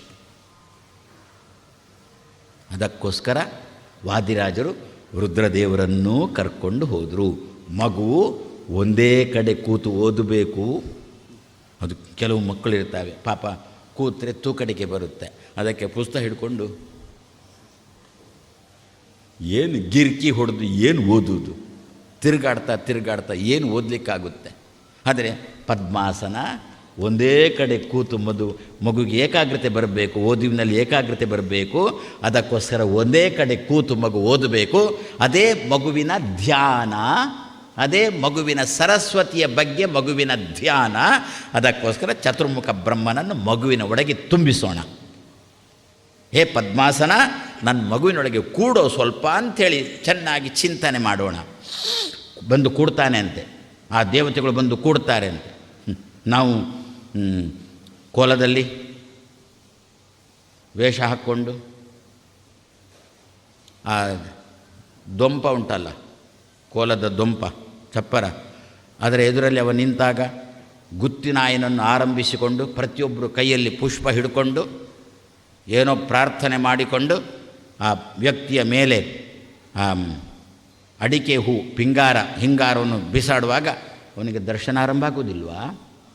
ಏನು ನಾವು ಪ್ರಾರ್ಥನೆಯನ್ನು ಮಾಡುವುದು? ಅಲ್ಲಿ ಆ ಚಪ್ಪರದ ಅಡಿಯಲ್ಲಿ ಮಂಚದ ಮೇಲೆ ಸನ್ನಿಹಿತರಾಗಿರ್ತಕ್ಕಂಥ ದೈವ ಇವನಿಗೆ ಬರಲಿ ಅಂತ ಹೇಳಿ ನಾವು ಪ್ರಾರ್ಥನೆ ಮಾಡಿ ಆ ಹಿಂಗಾರವನ್ನು ಮೇಲೆ ಹಾಕಿದಾಗ ದರ್ಶನ ಬರೋದಿಲ್ಲ ಅವನಿಗೆ. ಅದೇ ರೀತಿಯಲ್ಲಿ ದೈವಗಳೇ ಬರ್ತಾವಂತೆ, ದೇವರು ಬರೋಲ್ವಾ? ಆ ದೈವಗಳನ್ನು ಕಳಿಸಿಕೊಡುವುದೇ ರುದ್ರದೇವರು. ಹೋಗು ಅಲ್ಲಿ, ಅವನಿಗೆ ಆವೇಷ್ಟನಾಗು ಅಂತೇಳಿ ಕಳಿಸಿಕೊಡುವುದೇ ಯಜಮಾನ ರುದ್ರದೇವರು. ಇವರೆಲ್ಲ ದೈವಗಳೆಲ್ಲ ರುದ್ರದೇವರ ಪರಿವಾರಗಳು. ಆದ್ದರಿಂದಲೇ ದೈವಗಳಲ್ಲಿ ಚಿಂತನೆ ಮಾಡುವಾಗ ನರಸಿಂಹ ದೇವರನ್ನು ಚಿಂತನೆ ಮಾಡಬೇಕು ಅಂತಂದರು. ಬರೇ ದೈವ ಅಂತಲ್ಲ, ಆ ವ್ಯಕ್ತಿಯನ್ನು ನೋಡ್ತೇವೆ. ವ್ಯಕ್ತಿಯೊಳಗೆ ಯಾವುದು ಪಿಳ್ಚಂಡಿಯ, ಮೈಸಂದಾಯನ, ಬಬ್ಬರಿಯನ, ಅದನ್ನು ಚಿಂತನೆ ಮಾಡ್ತೇವೆ. ಅಷ್ಟಕ್ಕೆ ನಿಲ್ಲಿಸಬಾರ್ದು. ಮತ್ತು ಆ ಬಬ್ಬರಿಯನ ಒಳಗೆ ರುದ್ರದೇವರನ್ನು ಚಿಂತನೆ ಮಾಡಿ ಅವನೊಳಗೆ ನರಸಿಂಹನನ್ನು ಚಿಂತನೆ ಮಾಡಿಬಿಟ್ರೆ ಆ ಪಾತ್ರೆಯ ಬಾಯಿಂದ ಬಂದ ಮಾತು ನಮಗೆ ಈಡೇರುತ್ತದೆ. ಹಾಗಾದರೆ ಆ ದೈವನೇ ಬರುತ್ತೆ ಅಂತೆ, ದೇವರು ಬರೋಲ್ವಾ ನಾವು ಪ್ರಾಮಾಣಿಕವಾಗಿ ಪ್ರಾರ್ಥನೆ ಮಾಡಿದಾಗ? ಅದೇ ರೀತಿ ಪ್ರಾರ್ಥನೆ ಮಾಡೋಣ. ನಮ್ಮ ಮಗುವಿನಲ್ಲಿ ಚತುರ್ಮುಖ ಬ್ರಹ್ಮ ಪದ್ಮಾಸನಾಗಿ ಬಂದು ಕೂಡು ಅಂತ, ಪದ್ಮಾಸನಾಗಿ ಆ ಶಬ್ದ ಬೇಕು, ಪದ್ಮಾಸನಾಗಿ ಬಂದು ಕೂಡು ಅಂತಂದಾಗ ನಮ್ಮ ಮಗು ಒಂದೇ ಕಡೆ ಕೂತ್ಕೊಂಡು ಓದತಕ್ಕಂಥ ಪ್ರಸಂಗ ಬರುತ್ತೆ. ಸಂಚಾರಿ ದೂರವಾಣಿಯನ್ನು ಬಿಡಬೇಕು ಅಂತಾದರೆ ರುದ್ರದೇವರನ್ನು ಮಗುವಿನೊಳಗೆ ಚಿಂತನೆ ಮಾಡೋಣ. ಅವನು ಏನು ಅಂತ ಕರೆದ್ರು, ದಿಗಂಬರ ಅಂತ ಕರೆದ್ರು, ಆಮೇಲೆ ಅನಂಗಜಿತ್ ಅಂತಲೇ ಕರೆದ್ರು. ಅನಂಗ ಅಂಥೇಳಿ ಮನ್ಮಥನಿಗೆ ಹೆಸರು, ಅನಂಗ ಅಂಥೇಳಿ ಕಾಮನಿಗೆ ಹೆಸರು. ಅವನನ್ನು ಗೆದ್ದವ ಅಂದರೆ ಅದು ಬೇಕು, ಇದು ಬೇಕು, ಇನ್ನೊಂದು ಬೇಕು, ಮತ್ತೊಂದು ಬೇಕು ಎನ್ನುವುದು ಓದುವ ಸಮಯದಲ್ಲಿ ತಲೆಗೆ ಬಾರದಂತೆ ನೋಡಿಕೊಳ್ಳುವವರು ಮಹಾರುದ್ರದೇವರು. ಅದಕ್ಕೋಸ್ಕರ ವಾದಿರಾಜರು ರುದ್ರದೇವರನ್ನೂ ಕೂಡ ಭಗವಂತನ ಬಳಿಗೆ ಪ್ರಾರ್ಥನೆಗೆ ಹೋಗೋಣ, ದೇವರ ಪೂಜೆ ಮಾಡೋಣ ಅಂತ ಕರ್ಕೊಂಡು ಹೋದರೆ ರುದ್ರದೇವರಾಯಿತು. ಅನಂತರದಲ್ಲಿ ಶೇಷದೇವರು. ಶೇಷದೇವರು ಯಾಕೆ ಅಂತ ಕೇಳಿದ್ರಿ. ಯಾರು ಶೇಷದೇವರು ಯಾರು ಗೊತ್ತಾ? ಯಾರು? ಶೇಷ ಸರ್ಪ ಅಂತ ಅಂದ್ಬಿಟ್ರು. ಅಷ್ಟೇ ಚಿಂತನೆ ಅಲ್ಲ. ಮೋದಿ ಅಂದರೆ ಯಾರು? ಮೋದಿ ಅಂದರೆ ಗುಜರಾತಿನವರು. ಅಷ್ಟೇ ಚಿಂತನೆ ಅಲ್ಲ, ಅವರ ತಾಕತ್ತನ್ನು ಚಿಂತನೆ ಮಾಡಬೇಕಲ್ಲ. ಅದೇ ರೀತಿಯಲ್ಲಿ ಶೇಷ ಅಂದರೆ ಅವರ ತಾಕತ್ತೇನು ಗೊತ್ತಾ? ನಮ್ಮ ಬಾಯಿಯಿಂದ ಸ್ಪಷ್ಟವಾದ ಉಚ್ಚಾರಣೆಯನ್ನು ಮಾಡಿಸುವವರು ಶೇಷದೇವರು. ಸರ್ವವರ್ಣ ಅಭಿಮಾನಿ ಶೇಷ ಅಸೌ ಛಾಂದಸ ಸ್ಮೃತಃ. ಮಗು ಚೆನ್ನಾಗಿ ಓದಬೇಕು. ನಮ್ಮಲ್ಲಿ ಶಬ್ದ ಉಂಟಾ? ಮಗು ಚೆನ್ನಾಗಿ ಓದಬೇಕು ಅಂತೇಳಿ, ಸ್ಪಷ್ಟವಾಗಿ ಓದಬೇಕು ಅಂತ ಹೇಳಿಕೊಂಡು ಅಲ್ವೋ? ಹಾಗಾದರೆ ಮಗುವಿನಲ್ಲಿ ದೇವರ ಮುಂದೆ ಕೂತು ನಿನ್ನೆ ಹೇಳಿದಂತೆ ಮಂತ್ರೋಚ್ಚಾರಣೆ ಮಾಡಬೇಕಲ್ಲ. ಮಂತ್ರದಲ್ಲಿ ಸ್ವಲ್ಪನೂ ಕೂಡ ಆಚೆ ಈಚೆ ಆಗಬಾರ್ದಲ್ಲ. ಈ ದಿವಸ ಏನಾದರೂ ಭಾಷೆಗಳಲ್ಲಿ ಸ್ಪಷ್ಟವಾದ ಉಚ್ಚಾರಣೆ ಇರುವುದಾದರೆ ಅದು ಸಂಸ್ಕೃತದಲ್ಲಿ ಮಾತ್ರ. ಆದ್ದರಿಂದಲೇ ಈ ಸಂಸ್ಕೃತ ಭಾಷೆ ಉಳ್ಳವನನ್ನೇ ಸುಸಂಸ್ಕೃತ ಅಂತ ಕರೆಯೋದು, ಬೇರೆಯವರನ್ನೆಲ್ಲ ಅಸಂಸ್ಕೃತರು ಅಂತ ಕರೆಯೋದು. ಆಂಗ್ಲ ಭಾಷೆ ಬರೆಯುವುದೇನು? SUN. ಓದುವುದೇನು? ಸನ್. ಬರೆಯುವುದೇನು? SON. ಓದುವುದೇನು? ಸನ್. ಬರೆಯುವುದೇನು? PUT. ಓದುವುದೇನು? ಪುಟ್. ಬರೆಯುವುದೇನು? CUT. ಓದುವುದೇನು? ಕಟ್. ಬರೆದಂತೆ ಓದುವ ಸ್ವಭಾವ ಉಂಟಾ ಆಂಗ್ಲ ಭಾಷೆಯಲ್ಲಿ? ಬರೆದದ್ದು GOVRNT, ಓದೋದು ಗೌರ್ಮೆಂಟ್ ಅಂತ ಗ್ರಹಚಾರ. ಅದನ್ನು ಅಲ್ಲಿದ್ದಂತೆ ಓದಿಬಿಟ್ರೆ ಗವರ್ನಮೆಂಟ್ ಅಂತ ಆಗಬೇಕು ಏನೋ. ಅದು ಓದೋದು ಗೌರ್ಮೆಂಟಿಂದ. ಹಾಗಾದರೆ ಬರೆಯುವುದೊಂದು, ಓದುವುದೊಂದು ಸರಿ ಇಲ್ಲಲ್ಲ. ಇನ್ನು ಕನ್ನಡಕ್ಕೆ ಬರಬೇಕಾ? ಬರೆಯುವುದೊಂದು, ಓದುವುದೊಂದು ನಿಮಗೆ ಬೇಕಾ? ವಿಧಾನಸೌಧಕ್ಕೆ ಹೋಗಿ.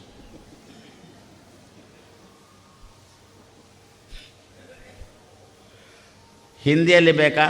ಬರೆಯುವುದು ರಾಮ, ಓದುವುದು ರಾಮ್. ಆ ಕೊನೆ ಆಕಾರ ಎಲ್ಲಿ ಹೋಯ್ತೋ ಏನೋ. ಸಂಸ್ಕೃತದಲ್ಲಿ ಹಾಗಲ್ಲ. ಬರೆಯುವುದು ಋ ಕೂಡಿಸು ಆ, ಮ ಕೂಡಿಸು ಆ, ರಾಮ. ಓದುವುದು ಕೂಡ ರಾಮನೇ. ಹೇಗೆ ಬರೀತೇವೋ ಹಾಗೆಯೇ ಓದುವವರನ್ನು, ಹೇಗೆ ಹೇಳ್ತಾರೋ ಹಾಗೆಯೇ ಮಾಡುವವರನ್ನು ಸುಸಂಸ್ಕೃತರು ಅಂತ ಕರೆಯುವುದಲ್ವೋ? ಹೇಗೆ ಹೇಳ್ತಾರೋ ಹಾಗೆ ಮಾಡುವವರನ್ನು ಸುಸಂಸ್ಕೃತ ಅಂತ ಕರೆಯುವುದಾದರೆ, ಹೇಗೆ ಬರೀತಾರೋ ಹಾಗೆ ಓದುವವರನ್ನೂ ಕೂಡ ಸುಸಂಸ್ಕೃತ ಅಂತ ಕರೀಬೇಕು. ಹಾಗೆ ಬೇರೆಯವರನ್ನು ನಿಮ್ಮದು ದ್ವಿಭಾಷಾ ಸೂತ್ರನೋ ತ್ರಿಭಾಷಾ ಸೂತ್ರನೋ ಏನು ಬೇಕಾದರೂ ಸೂತ್ರಗಳನ್ನು ಮಾಡಿಕೊಂಡು, ಅಂತೂ ಮೊದಲಂತೂ ನಿಮಗೆ ಭಾಷೆ ಇರಲಿ ಅಷ್ಟೇ. ಭಾಷೆನಿಲ್ಲದೆ ಮತ್ತೆ ದ್ವಿಭಾಷಾನೋ ತ್ರಿಭಾಷಾನೋ ಅಲ್ವೋ? ಹಾಗಾದರೆ ಶೇಷದೇವರ ಚಿಂತನೆ ಏನು ಅಂತಂದುಬಿಟ್ರೆ, ನಮ್ಮ ಮಗು ಚೆನ್ನಾಗಿ ಓದಬೇಕು. ಮೊಬೈಲ್ ಹಿಡ್ಕೊಂಡು ಹೋಗೋಲ್ಲ, ಹೌದು. ಆಸನ ಹಾಕಿ ಕೂತಿದೆ, ಹೌದು. ಮಗು ಏನೋ ಪುಸ್ತಕ ಬಿಟ್ಟು ಗುಣಗುಣು ಗುಣಗುಣು ಗುಣಗುಣು ಅಂತಂದರೆ ಅದಕ್ಕಂದ್ರು ಸ್ಪಷ್ಟವಾದ ಉಚ್ಚಾರಣೆ. ಅಮ್ಮ ಹೇಳ್ತಾಳೆ ಗಟ್ಟಿ ಓದು ಗಟ್ಟಿ ಓದು ಅಂತ ಅಮ್ಮ ಹೇಳ್ತಾನೆ ಇರ್ತಾಳೆ ಒಮ್ಮೊಮ್ಮೆ, ಅಲ್ವೋ?